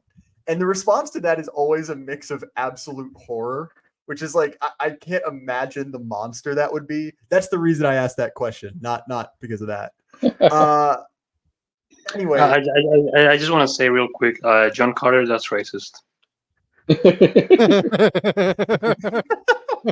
See, for those who don't know the lore, Dam Builder posted his hand one time in chat, and it was just like pages of people being like, "What the fuck is up with your thumbs?" It was like a 6-inch long thumb. It was like a hand where all of the fingers, including the thumb, were the same length. It was like some kind of like H.P. Lovecraft body horror abomination. It looked like something out of Guillermo del Toro's Blade 2 or something. It was like hey. With a thumb that long, you know there are people that have made like 6 fingers with a machine, and it links to like your nervous system with like a scanner, and like with 6 fingers, like it's basically a second thumb. and they're like, oh yeah, this is like the future. I'm like, no, that's fucking weird. That's why you're doing that. All right, gents, I'm gonna have to. Can I take a volunteer to hop out? We've reached our cap of 5, and I need to bring on another guest. I can get out of here. Good night. All right, talk to you later, man. Thanks for coming on. All right, Black Horse. I am sorry already for the conversation, but I'm glad you're here. Hey, Black Horse. I can't let Luthemplar get away with "I'm too smart to get married." I know. I said that was cope. That's the most absurd thing I've ever heard. It's not that I'm too smart to get married. It's that like I get bored with Stop people. overthinking it. This is what's traditionally referred to as just having autism. No, I get bored. What are you looking for? Are you looking for like a debate partner? No. Like get out of your own head. Come on, man. I get bored very easily with people in general, and find a buddy. All right, expect different things out of your potential wife. Like, come on. You have a boundless supply of autists on the internet you can talk to about genetic engineering. You should not try to apply that same conversation style to a woman. I'm not necessarily looking for smart women. I'm just like I would say I don't know what I'm looking for. I'm just like yes, I get painfully obvious. How are you in your mid-30s and not knowing what you're looking for? Because I get bored with everybody that I go out with. They're just you like need a new approach. You need Yeah, he's a woman. Yeah, discipline. exactly why. All right. Either that, Luthemplar, or you just need to bite the bullet and just become an urban monk and just devote yourself to like brewing hydrocarbons in your basement and just. I have always thought about the priesthood, but I can't fathom meeting like priests who are heterodox. I would just like the neuroticism in me would boil over and I would make a controversy. Well, I'll put it this way, Luthemplar. You have prime friar physiognomy. You could shave a tonsure, get in a robe, and you'd fit right in. Yeah, I got that the is true. That is true. I got the slightly chubby Irish monk physique. I'll put it this way: Darth Kilhoun, your ancestors would have loved to hack one of Rob's ancestors. I guess not ancestors. Up for like I don't know whatever kind of gold they might or might not have had at Lindisfarne. I've been trying to actually get some decent muscle massing. The problem is that when I do get muscle mass, my belly's my like Irish beer belly doesn't go away. So I'm just like this like muscular man with like an orb on my belly. That's what we refer to as dwarf maxing. You just need to grow the beard out, like braid it, and then just become an immovable object, like a human English bulldog. I'm too tall I basically like if you would imagine what I look like, it's basically like something like an Irish Teddy Roosevelt. Like you've seen me in person, Jay Bird, and you can describe me better. No, fair enough. Well, why not just Black take you Horse hiking with me in Montana for hours on helmet prop? Fair enough. So Black Horse, we were talking about something earlier that you might actually be able to speak intelligently to, and I should note for the audience, my inability to speak intelligently on a subject has never stopped me from making an attempt. But we were talking about the way that kind of the pension system, 401ks lead to kind of an increased desire for kind of conservatism in the sense that when you need kind of a steady rate of return, it leads to a decrease in innovation. Is that something that you think is that for something I'm correctly identifying, or am I off the mark there? Well, I mean, there's layers to that discussion. The first thing that the pension system does is it creates enormous conservatism within the organization that's compensating the person. So you see this all the time with like police officers or whatever who will say something like, I don't like it, it's very unjust, but I'm going to do it anyway because I'm 2 years from my pension. I'm just punching the clock until the time until the time rolls off. And you get the first effect of 401ks and various pensions and other deferred compensation is to create inherent conservatism in all of the members of the organization that are senior, because they're afraid of that deferred compensation being clawed back. So that's really the first effect. The second effect is that pensions and 401ks are almost always arm's length managed, and they're almost always arm's length managed based on a set of formulaic principles that defend you as a manager against being sued for improperly managing the asset. Which means that whatever decisions you make as an investment advisor charged with that pension or that 401k, those decisions have to be defensible in a court of law. You have to be able to explain beyond a reasonable doubt why that was in the best interest of your client, which leads to it leads to people not investing particularly. Excuse me. It leads to people making extremely defensive decisions. It leads to people not investing in anything that they don't feel comfortable explaining to kind of a moron. And then the last thing that it leads to is this, because of the way that best practices operate for pensions, it leads to this deep market for U.S. Treasuries, because if you're a pension or 401k manager who has members of the pool who are approaching retirement age, you have a self-interested regulatory body who decides that the correct thing to invest in when you get near retirement age is U.S. government bonds, because they have no risk, right? And so you have this kind of, it's part of a system that compels very large fractions of U.S. wealth to be indirectly invested in government bonds.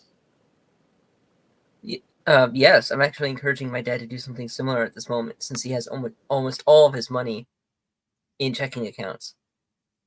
So something needs to be done, whether it's bonds or whether it's a platinum savings account. Something's got to change, because his money is basically just disappearing due to inflation.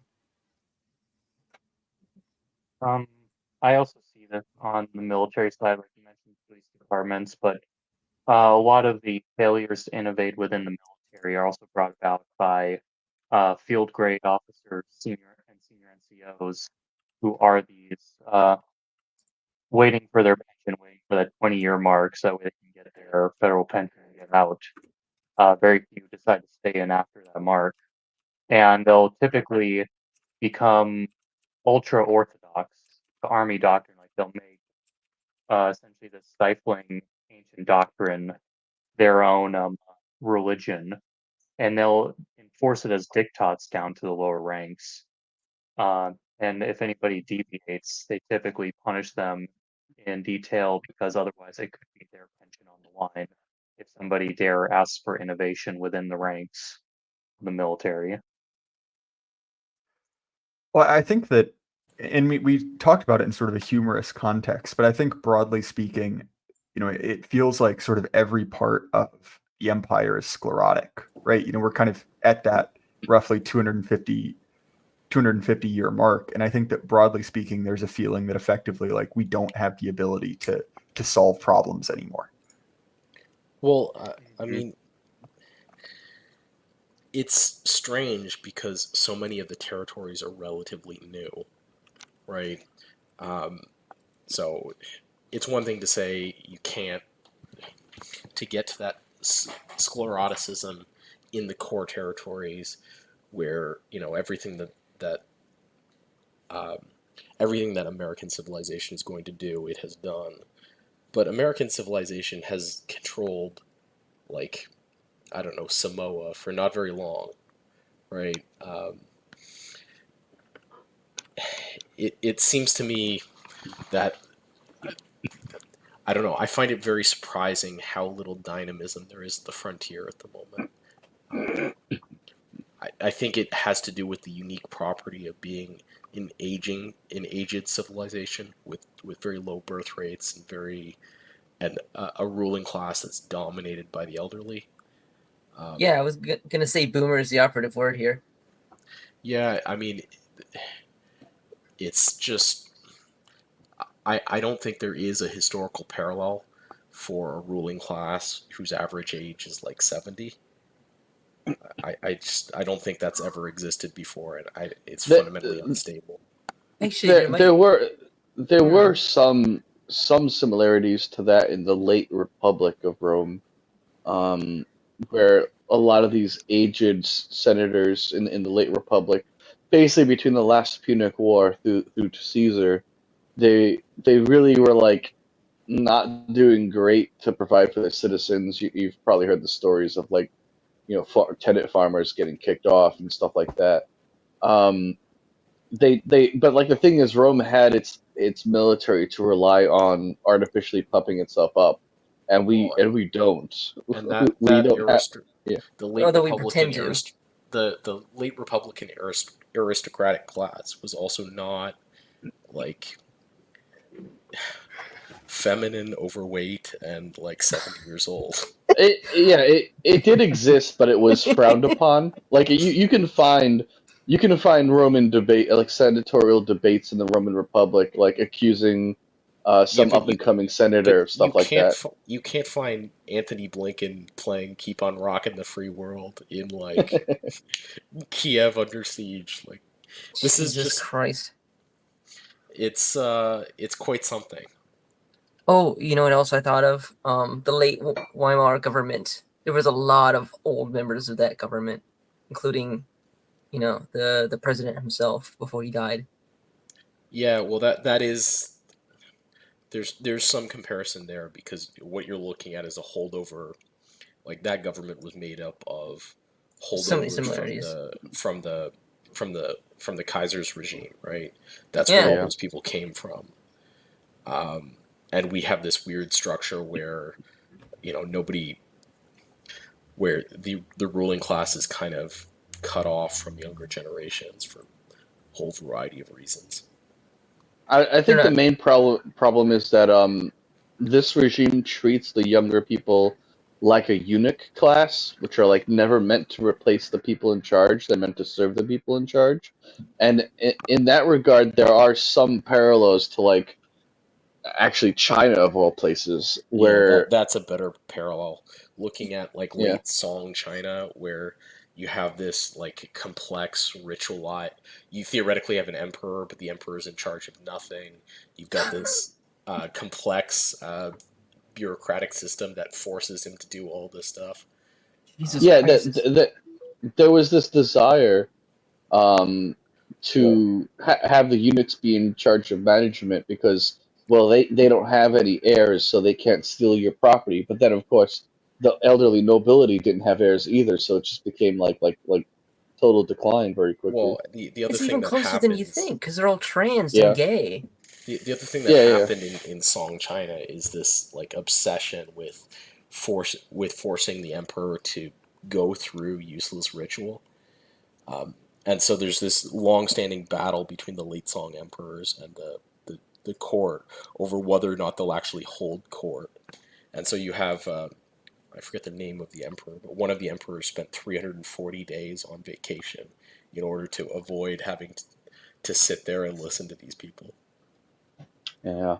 They called it, I've written a subsect on it, but the term for late imperial eras of dynasties was like eunuchracy, where the eunuchs, there's a famous quote where the eunuchs found gold not in the mines but in the cities that they were looting, and that was essentially what they did, because in their minds, they don't have any heirs and they have no way of passing on their life, so it's just looting until they die, and the emperor is away, so like everything just starts falling apart.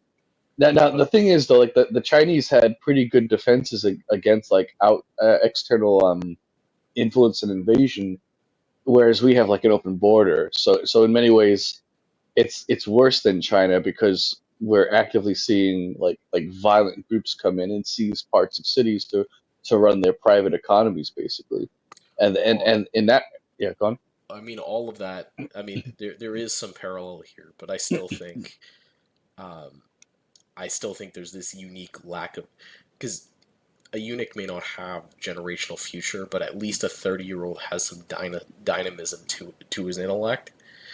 Um, the unique property of the American ruling class is that they're living like it's 30 years ago. Yeah. Yeah, the permanent present. Yeah, I mean, in the mind of Mitch McConnell, uh, the New World Order speech from George Bush 1 was, just a moment ago. And they're all still living in that world. I So think like and this connects to the earlier conversation we were having maybe about an hour ago about the possibility of a draft, right? That obviously, there's the legal sense, and I guess, if anything has been proven by the last 2 years, it's that, if certain powers want something done, they will create, legal justification to do so. Read into that however you will. But, going back to your point about acting as if the country is how it were 30 years ago, I mean, to be honest, like there was a draft floated during the global war on terror, right? That was sort of in the conversation. It was generally considered to be not feasible.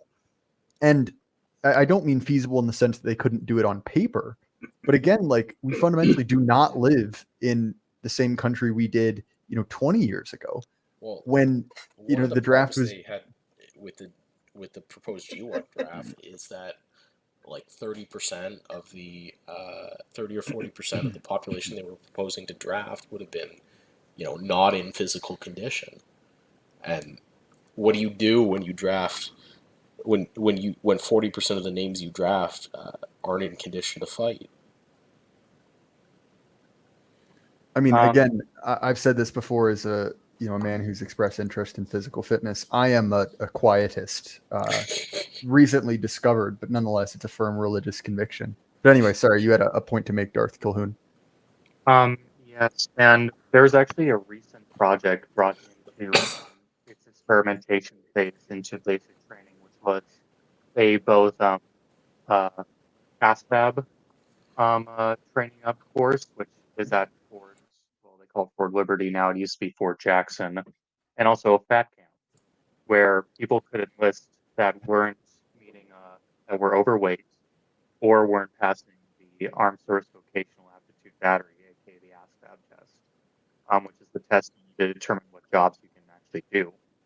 And they started sending primarily minorities, actually, like most of them were Hispanic and Black that were not meeting the weight or IQ requirements, and they were being sent to Fort Liberty to literally either work out 3 times a day or be stuck in classrooms studying like basic algebra, basic reading comprehension, basic like all these like basic you'd learn in high school. Well, not even high school, you'd learn in elementary school. Just to pass the ASVAB, which is not a hard test. Like I got in the 80s when I did that test, and I was only a junior in high school when I took it. So what you're saying is that Luthemplar should be sending his low IQ women to an army program to make them smarter. No. I mean, yes, but my point is with this program, it has proved semi-successful. Like some soldiers that are serving now were fat bodies sent there, and they were just made to work out 3 times a day until they lost enough weight to be sent to traditional basic training. And I think that would actually happen. They'd expand that program out. They just force people to get skinny, literally by just making them work out. Yeah, I think this is pretty realistic. My grandfather knew somebody who was a religious conscientious objector during the draft during World War II. So he was an Anabaptist. And what they did with these people, at least in Canada, is they sent them to camps to do hard labor. In his case, literally working in like a gravel mine, crushing stones 12 hours a day. So in a condition where the state really wants to draft you, they have all kinds of nasty things they can do with people who don't kind of fit that mode.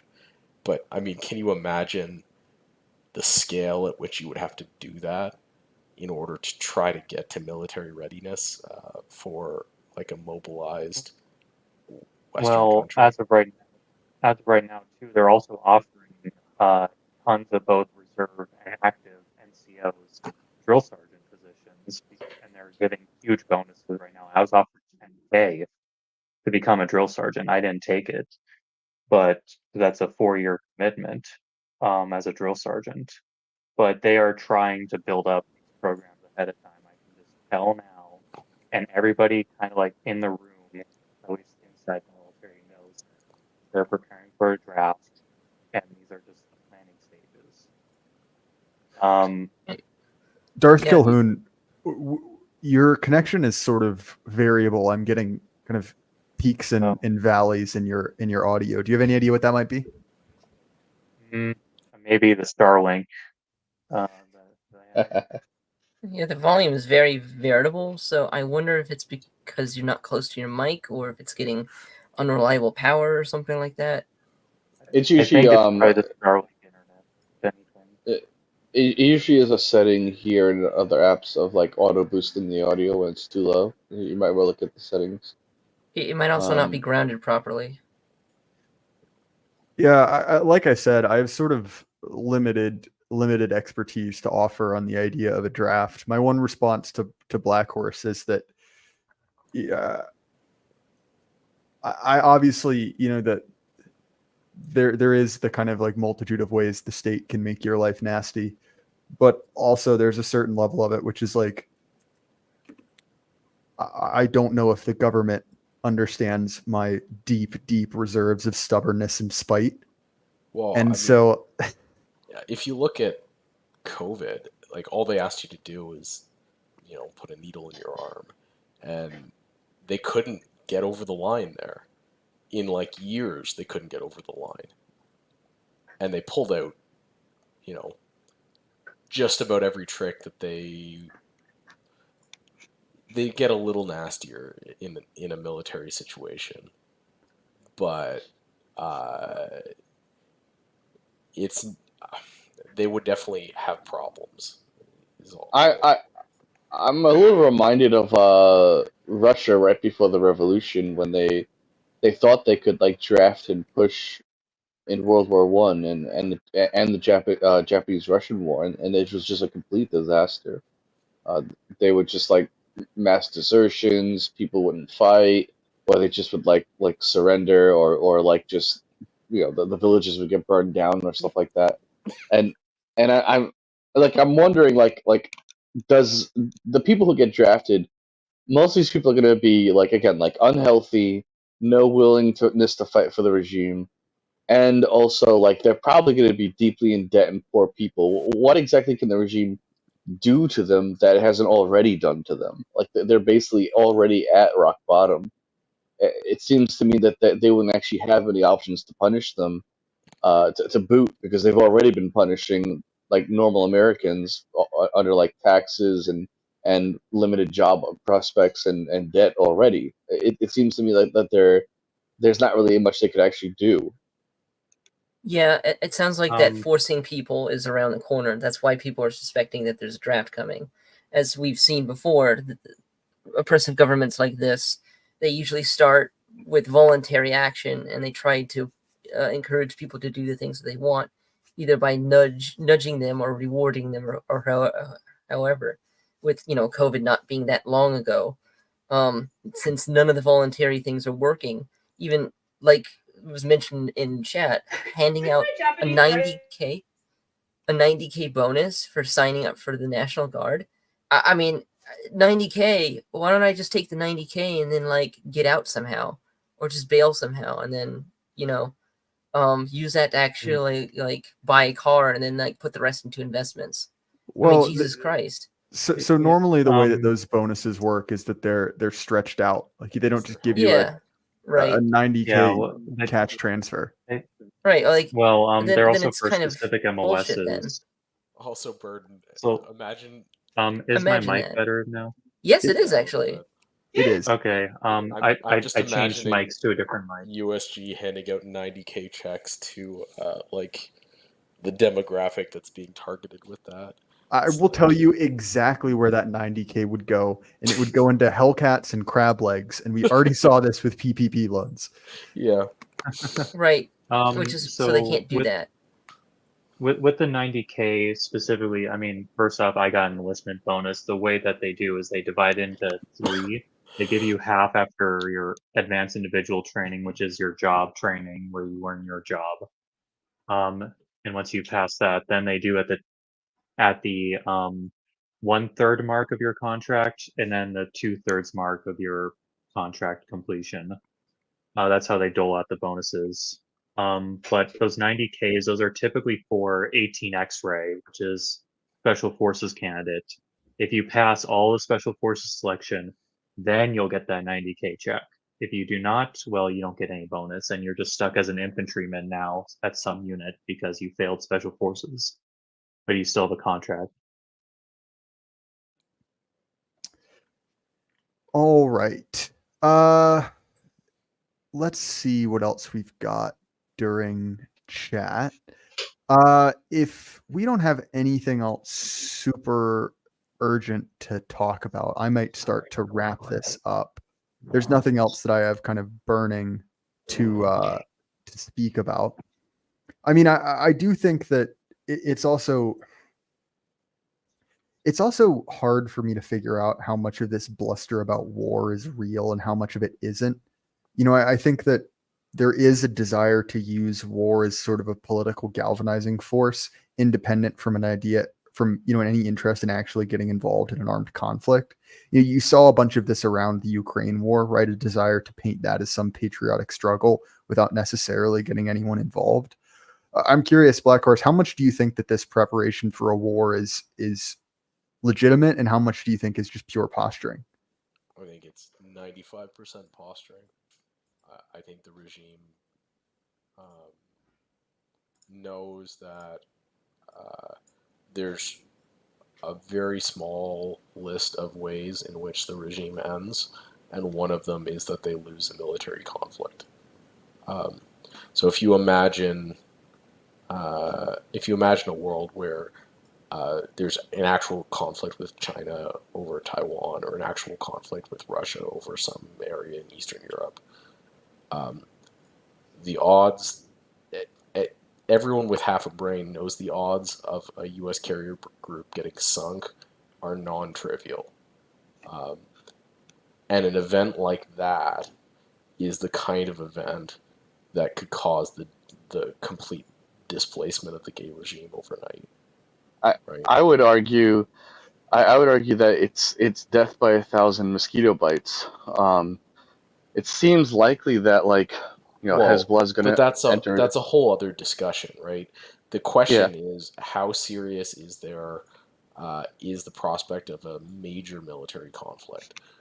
I mean, as long as you have an empire, you're going to have this ongoing policing kind of action that we've seen for years and years. That's not really what's under discussion, right? And you're never going to have a draft for police action. If you were in that position, you'd have to have a regime that put way more power into the hands of the military elite. They'll never do that. So you're never going to have a draft in this regime for policing the empire. That's not going to happen. No, it'll be for war. Well, when I said death by 1,000 mosquito bites, I was also imagining like those wars add up and they become fronts of major wars. Like we saw that a little bit with ISIS before the U.S. got serious. Well, but, I mean, like if you could see the present elite screw up and end up in a major war, that's a different discussion. But I don't think they're trying to get there. They may not be trying, but as far as I can tell, it's a pretty high likelihood that there's going to be a Lebanon-Israeli war in the next coming weeks, and Yeah, but Russia's pushing in Ukraine, a and that's like Lebanon-Israeli war is a police action at the periphery of the empire, right? that's like Just like Russia-Ukraine is a police action at the edge of the empire. A direct confrontation is quite a different thing. I guess I have I would view something like the Balkans in the 90s as a police action, but these are like large scale wars that stretch across a continent. Well, I mean, understand this. The Korean War is a police action at the periphery of the empire. The fight in Europe 10 years earlier was not, right? Yeah. So, in order to be speaking about the kind of war that would justify the use of emergency powers to draft Americans, um, the kind of war you'd be looking at is a war with a peer adversary, where assets in both countries are targeted. The Lebanon and Israeli war is not that kind of war.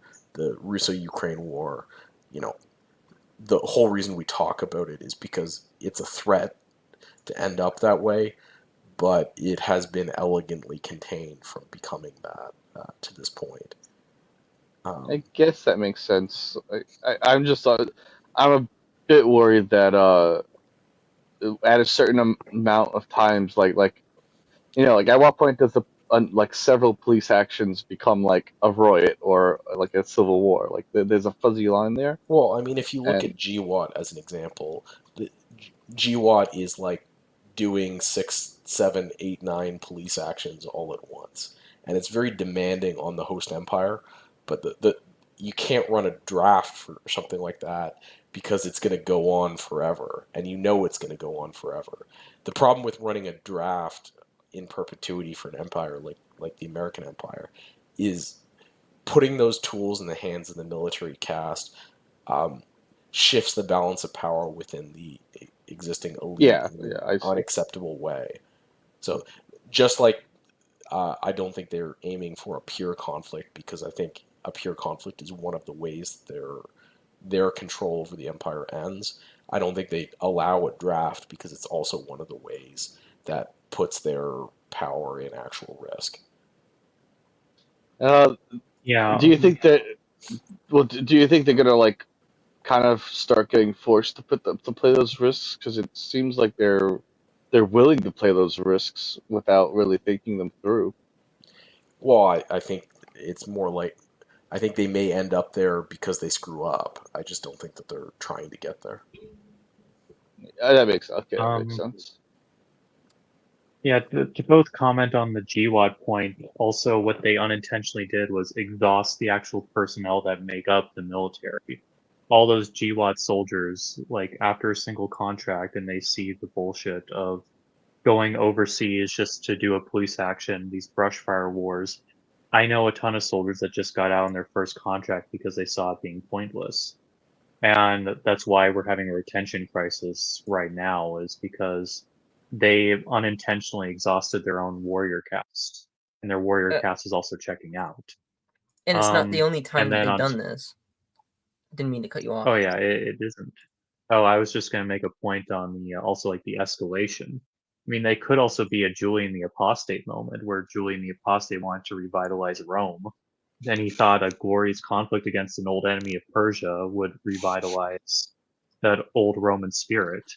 And instead, he death marched his army into Persia and he got slaughtered. I think it was like in the third battle, and most of his Well, army got killed. I actually think part of the reason why the U.S. is having this kind of retention and recruitment crisis is um, countries with low birth rates are extremely casualty intolerant. Um, whether they're autocratic, whether they're democratic, whether they're late imperial, um, it's just a fundamentally different dynamic um, in a world where there aren't a ton of young men. There are a lot of um, they're they have a lot of protection from their parents. They're children who are children of small families have a different way of thinking about themselves as well. Um, the fact that I don't think the fact that the GWAT was kind of pointless is really the source of this. I think you couldn't fight a police action with the demographics of America as they are without creating this problem. I mean, it's one of the many Oh, I double-handed agree. swords, and I agree too. It's one of the many double-sided swords of globalism, where in order to maintain the system, you're constantly weakening it by implementing the policies, by focusing on handling this concept of overpopulation by making everybody fat and stupid and not reproduce, and having no spare population to put into the military, and implementing concepts like euthanasia on a mass degree in order to reduce healthcare costs, further reducing your population. Well, whether they're mentally ill or not, a lot of them are not. A lot of them are not, and could be treated very easily, since 75% of teenagers pull out of depression at some point. It's just a phase with a proper diet and exercise. So it seems like they are shooting themselves in the foot trying to maintain the system at all. The United States cannot remain the police of the world unless they somehow shouldered that responsibility with more of the Western world. And the Western world, like the rest of the Western, like Europe itself, contributes almost nothing to NATO. They don't ever meet any of their 4% requirements. And then there's the rest of the Western world that's also floundering in one way or another. Japan somehow doing the least bad, to use a technical term, because despite the fact that the media will focus on their problems the most, and that they've been having them for the longest, the same problems were looming everywhere else, and are looming everywhere else, almost worse. And it's just, this system isn't sustainable. If they want to succeed in their grand final plans, they have to basically make the system unsustainable. Oh, how are they going to do this? How are they going to quote unquote win without essentially also bailing out of the system too? I think they back themselves into a corner, and I don't think that they realize how deep the grave that they've dug for themselves is, and I don't they're think just so trying either. to Well, I desperately think you climb kind out of the tomb that they dug. you kind of saw that in terms of like, a lot of European governments are just mass resigning now after these elections because they just don't want to deal with the problem. They'd rather go be business executives than pretend to know how to run a country. Yeah. And I think that problem is going to start spreading pretty far with like the amount of like older Republicans that have just resigned since Trump took over the party because they're just like they're too tired and too old to deal with like pretending to care about this issue. They'd rather just be business executives. Well, is that not the most boomerish thing you've ever heard of? Make a yeah. giant mess and then just walk away from it? Yeah, and I think that's pretty much what you're witnessing. Although right now a lot of these European governments they're run by like younger millennials at this point. Like in the last like 4 years, we've seen like most of the French government, the Dutch government, the Belgian and the Netherlands, a large section of the German government, the Polish government, the Greek government, and the Hungarian government all resign. This is a different. So these are people who can only operate a government within an envelope, right? If I was made president of Canada or Prime Minister of Canada tomorrow, I would probably resign as well because from that position, you don't have the sovereignty required to do any of the things that need to be done in order to address the problem. So you're just going to be a whipping boy. And you're going to be a whipping boy right up until the moment when it is possible to do something. And the person who attempts to do something in a European country, basically the European sovereign who attempts to declare independence first is going to get made an example of in a very brutal way. I'm not sure about that because it seems like that's starting to happen now, and America is just reduced to being a bully, but they don't like you can't attack a NATO ally. I mean,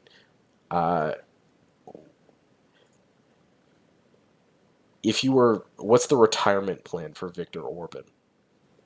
Oh yeah, he's never going to retire. He's going to die in office, right? Well, the issue is you have the Franco problem. You have to bet that the empire is going to end before you have to make the transition in your regime. And most people who are facing this down in office aren't willing to make that bet at this juncture. And in Europe, they might be wrong in choosing not to make that bet. In Canada, you're obviously right in choosing not to make that bet. It's kind of depressing. I just kind of view it as like largely. Oh, the Americans seem to be only doing empty threats and occasional like bombing an oil pipeline of your ally or something. But like, tell that to all the Middle Eastern leaders who have ended up dead in a ditch somewhere. Like the fact that hasn't happened in Europe in quite a while doesn't mean that it won't happen in the future. You should. I don't think they can do that in the Middle East anymore, though. Like that happened briefly under the Obama administration, and then a lot of those leaders kind of like started taking precautions. Syria still has its president. Iraq has elected a rather like a pro-Iranian government, and a lot of them learned lessons from Libya and earlier Iraq, and they're like, well, we're just not going to let these people into our country to have any power over us. One other thing that I want to mention, and this ties back to an earlier discussion we had before you joined Black Horse, is that that nature of being the one who is willing to accept responsibility and sovereignty.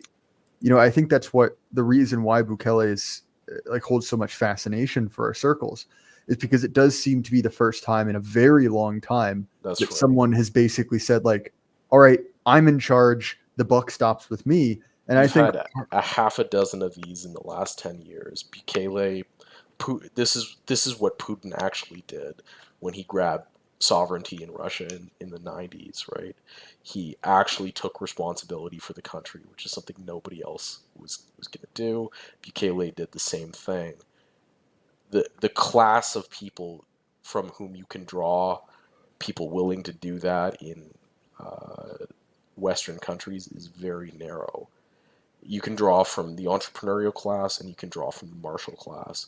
And in the vassals of the American Empire, the martial class is extremely narrow and extremely marginalized in terms of power. So it's a very narrow set of people you could possibly draw on to try to do that. If you look at the UK, for example, whatever else is true about Mr. Farage is not going to accept personal responsibility for the future of the UK in that kind of way. I mean, maybe I'm wrong, but I cannot imagine that. And the same is true for many of the other leaders of the so-called right-wing parties in Europe at the moment. Well, we saw that very much with both Trump and with Bolsonaro. Yeah. Right. That in the kind of moment of crisis when the mob is outside of the gates demanding a king, well, what do? They hop in the helicopter and go eat KFC. Yep. And so I think that really, it's the reason we keep coming back to that parable of the Gordian knot, right? Is this great intractable problem, and whoever solves it becomes king of the world. Obviously, I'm not necessarily looking for a king of the world, but I mean, I think that a lot of people are looking for a sovereign, someone who can basically say like, I am in charge. And, that's very much what Moldbug has really at the core of his writing. And he expresses it in kind of an irritating way, is that desire for, someone to basically say, I am him, I'm in charge. Yeah. Yeah, I mean, the countries of the world want the world leaders to resemble an army of George Washingtons. Well, at the scale of doing that nationally, it seems to be possible in smaller countries like El Salvador and medium countries like Argentina. But Yeah, I mean, like in America, I don't see anyone willing to take on that responsibility, and I don't think we'll have anyone willing to take it on for a while. Not even Trump. I don't even think entirely. Taking on that kind of responsibility, that is taking the life and death of the nation and the life and death of yourself into your hands. It's too much risk. Well, that's what I say. The only kinds of people who are used to taking those kinds of decisions, who are constitutionally capable of them, are the entrepreneurial class and the martial class. And in the U.S., the entrepreneurial class are far too wealthy they've got a great deal to lose. So it would be very surprising to see one of their number do that. The martial class is another thing, and I think that's where you would probably look if you were to try to expect one of these people. Well, and I think that's why, sort of the moves made by the Obama admin and then up to current day to basically make sure that anyone still in the military is kind of, basically a political friend of the regime.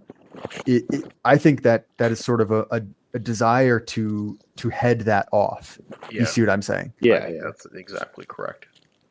Well, and honestly, this is part of the reason that so many people in our circles are interested in a man like Eric Prince, right? Or sort of the people around him who are in kind of, support roles to the security apparatus, right? Like Peter Thiel, who I have mixed feelings on, is basically a kind of common desire to look towards a martial leader. Yeah, I mean, Peter Thiel's brilliant. He would be a great king of America, but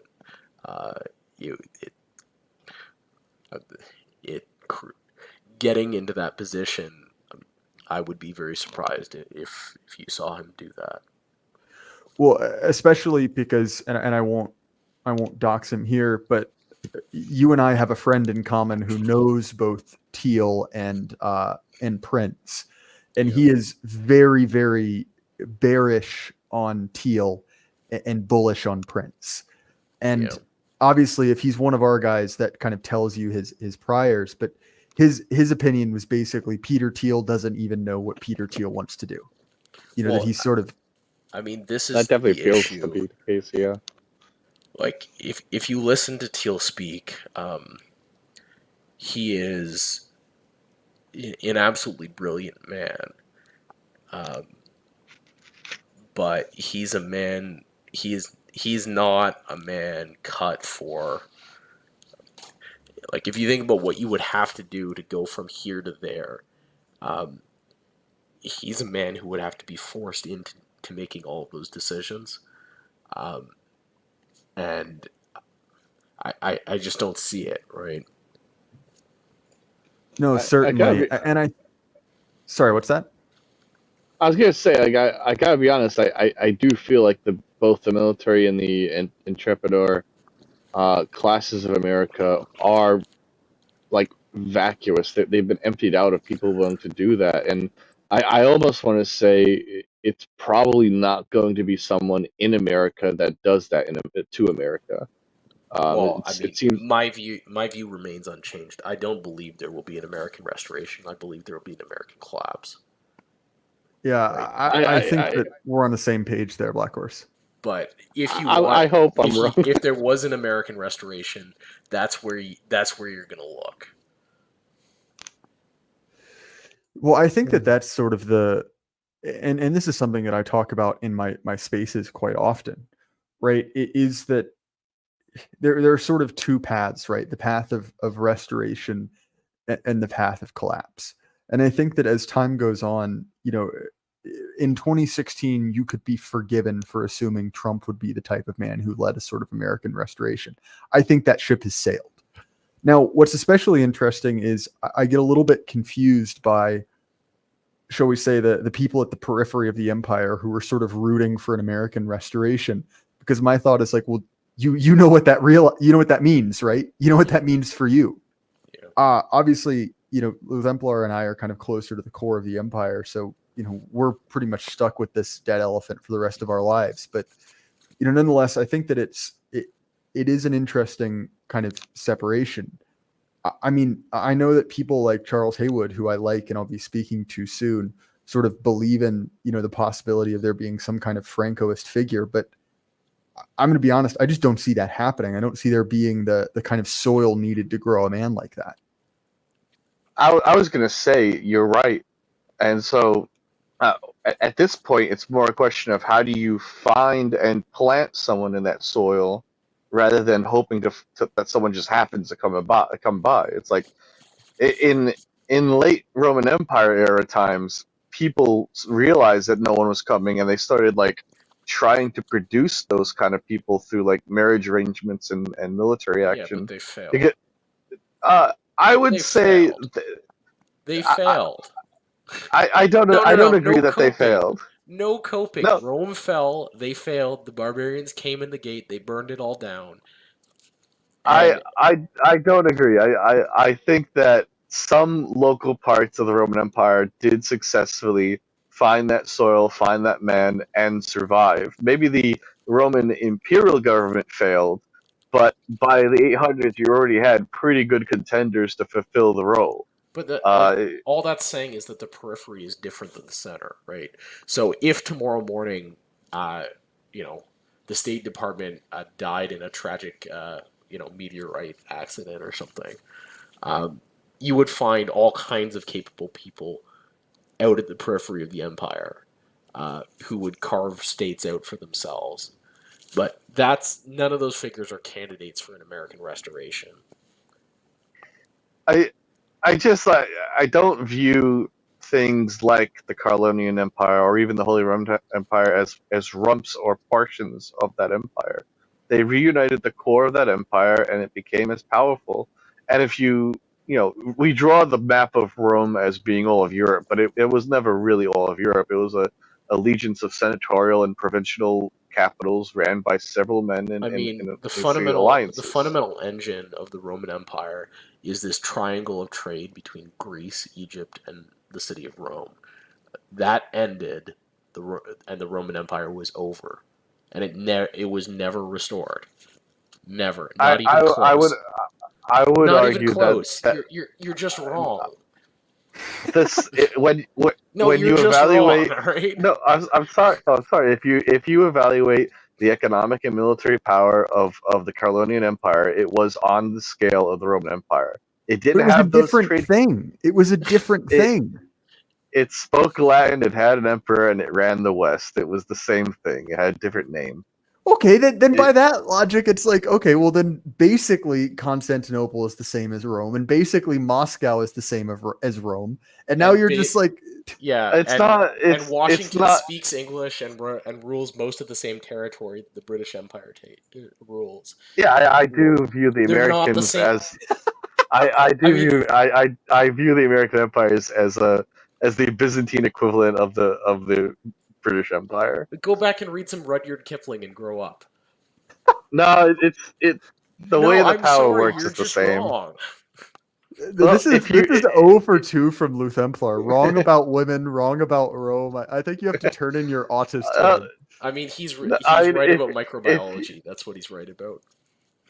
I'm sorry, but when I look at the way Western Europe operated in the medieval era, I see a large amount of the bureaucracy and military and economic power of Rome restored. And they may not have called it the Roman Empire at all times, but even the Roman Empire didn't call itself the Roman Empire at all times. So it's just like, I just don't buy it. It seems to be post-hack. Like there was a collapse and then a restoration. Well, on that note, we'll see if we have an American collapse and restoration. We'll see. Yeah, it may not call itself the United States, but I do think something will come out of that vast domain that will more or less be the United States. I do think it's fair to say that even if the U.S. empire falls, like the United States is too much economic value, too much human capital to be it's an incredibly valuable set of assets. I have to imagine that even after a collapse, something useful will be built there. Well, I will say something I find kind of personally galling is just that, like, if this is a, you know, like a 4X strategy game, you could pick few better like starting spots than America, right? Yeah. Like, it's got a lot going for it, and yet this country is so like hilariously mismanaged. I always have this thought, which is just like, why can't we get someone who basically just says, well, I'll give it a shot. You know, that's a good country. I'd like to rule it. And I realize that's like dramatically oversimplifying it. But Yeah. at a certain point, it's like, if your elites are playing the game poorly, at a certain point, someone else has to come up and basically say, like, okay, I want a shot at it. Well, I always compare it. You've got the United States and you've got Singapore. Singapore has, approximately nothing going for it, and the United States has approximately everything going for it. Who has better governance? Who's had more competent leaders for the last 50 years? I would point out that often at the end of empires, something comes out at the peripheral God bless you, no one expected to like just blow up like it did. Like we can look at multiple examples of that, ranging from like tiny little city state of Babylon suddenly ruling the entire Middle East, or like tiny little Macedonia suddenly ruling everything from Sicily to India. And even in the late Empire, like pretty much all of the Gothic conquerors of Rome came from one little island in Sweden, like Gotland. That's where the Goths come from. And from that little tiny island that's barely the size of New Jersey, they basically conquered the entire continent. So if we're looking at America at the map of like who's on the peripheral that might rise up at late Empire phase and sweep the board, I would probably put my money on anything from like Southerners in America to hell, even like some weird fucking coalition of like Central American states just coming up and swiping the board, which would be terrifying. This is actually a plot point in the highly successful political novel Call of Duty Ghosts, where exactly that thing happens. No, well, I mean, like, if I were to like come into the future and find that like a war band from Cuba allied with Floridian Cubans and took over the entire United States, I'd be like, I'm not that surprised by that. That's something within the realm of it's happened a few times before.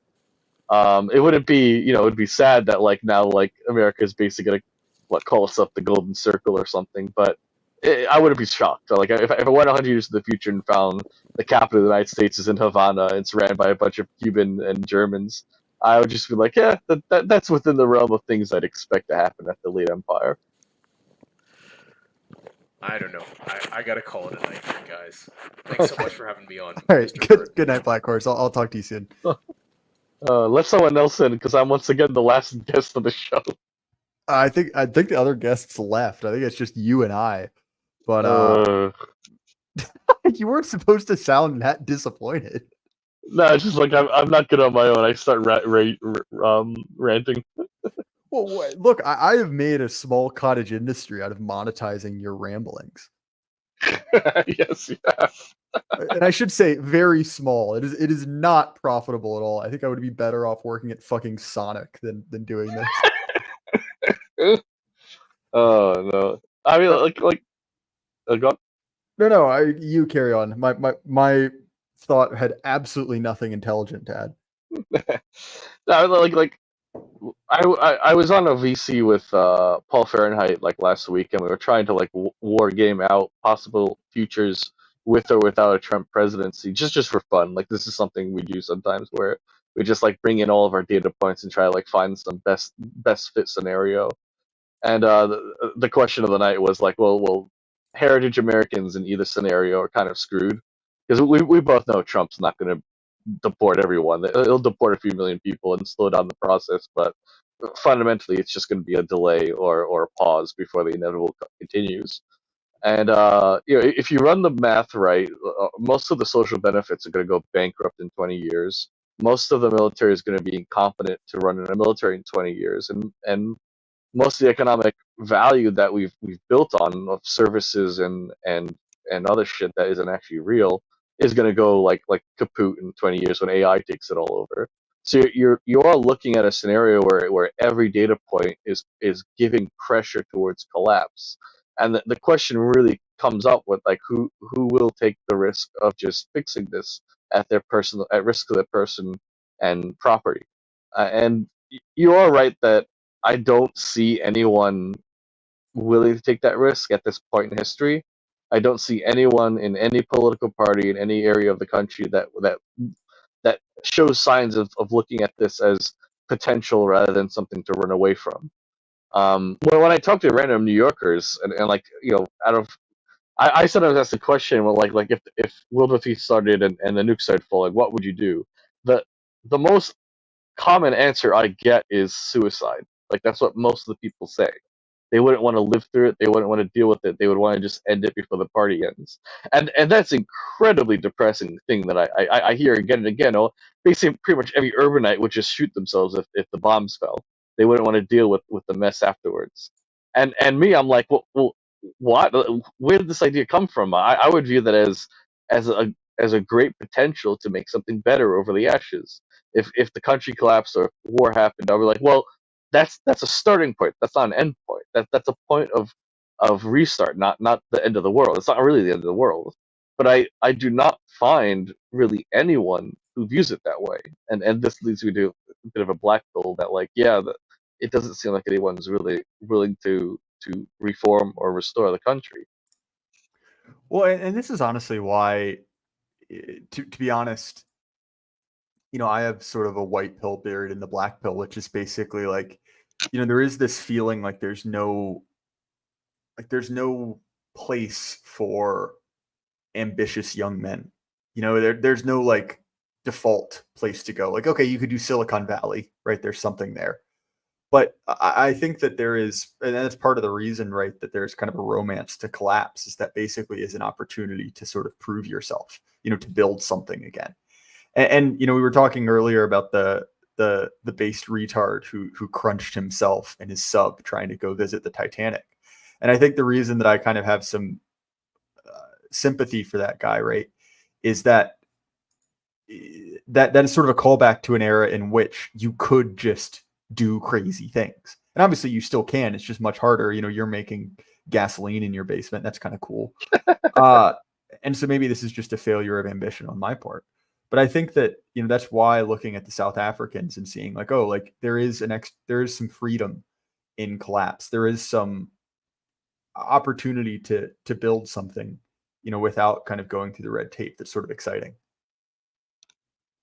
Yeah, it's something I wish people would think about more in terms of like, well, like one of the things I started doing during COVID and into now, I started trying to get to know my neighbors, because the thing about New York is that no one knows their neighbors at all. And I've very much enjoyed getting to know these people that live around me that I never talked to, know their life and condition, and finding people that actually do have some similar thinking to me. Like one of my neighbors is also into architecture, so I've been like doing some side gigs for them. And another neighbor is an engineer, and another neighbor does like the advertising that shows up on MTA buses and stuff like that, and things like that. These are people that like they've lived near me for years, but I've never bothered to get to know them. And I feel like one of the things that happens when you start doing that, you start getting to realizing that they're not alone if things go to hell, right? Like they it's kind of like what things like the OGC and stuff are doing. It's like you're giving people the comfort zone to realize they can take risks, they can try to build something that like serves their community and actually can be rigid and survive whatever economic variables happen. And I'm hoping people start doing that more, because like after like 3 years of dealing with isolation, people are desperate to literally talk to anyone. And I do hope it leads to something like a micro restoration at the local level, which can endure. I'm hoping. I don't know if it's actually going to happen though. Yeah, I think that that kind of social atomization is really a form of luxury, right? Which is that when you don't need social connections, it's easy to kind of optimize them out of your life. And as the kind of luxuries that we were talking about, that you were talking to Paul about, right? Which is the kind of like welfare state becomes just untenable, people will sort of be forced to, do basic things like talk to their neighbors again. My great grandmother, who is very, very ill, and elderly, but still around. And I've talked to her before about the Depression. She grew up in a very poor farming community in kind of rural Virginia.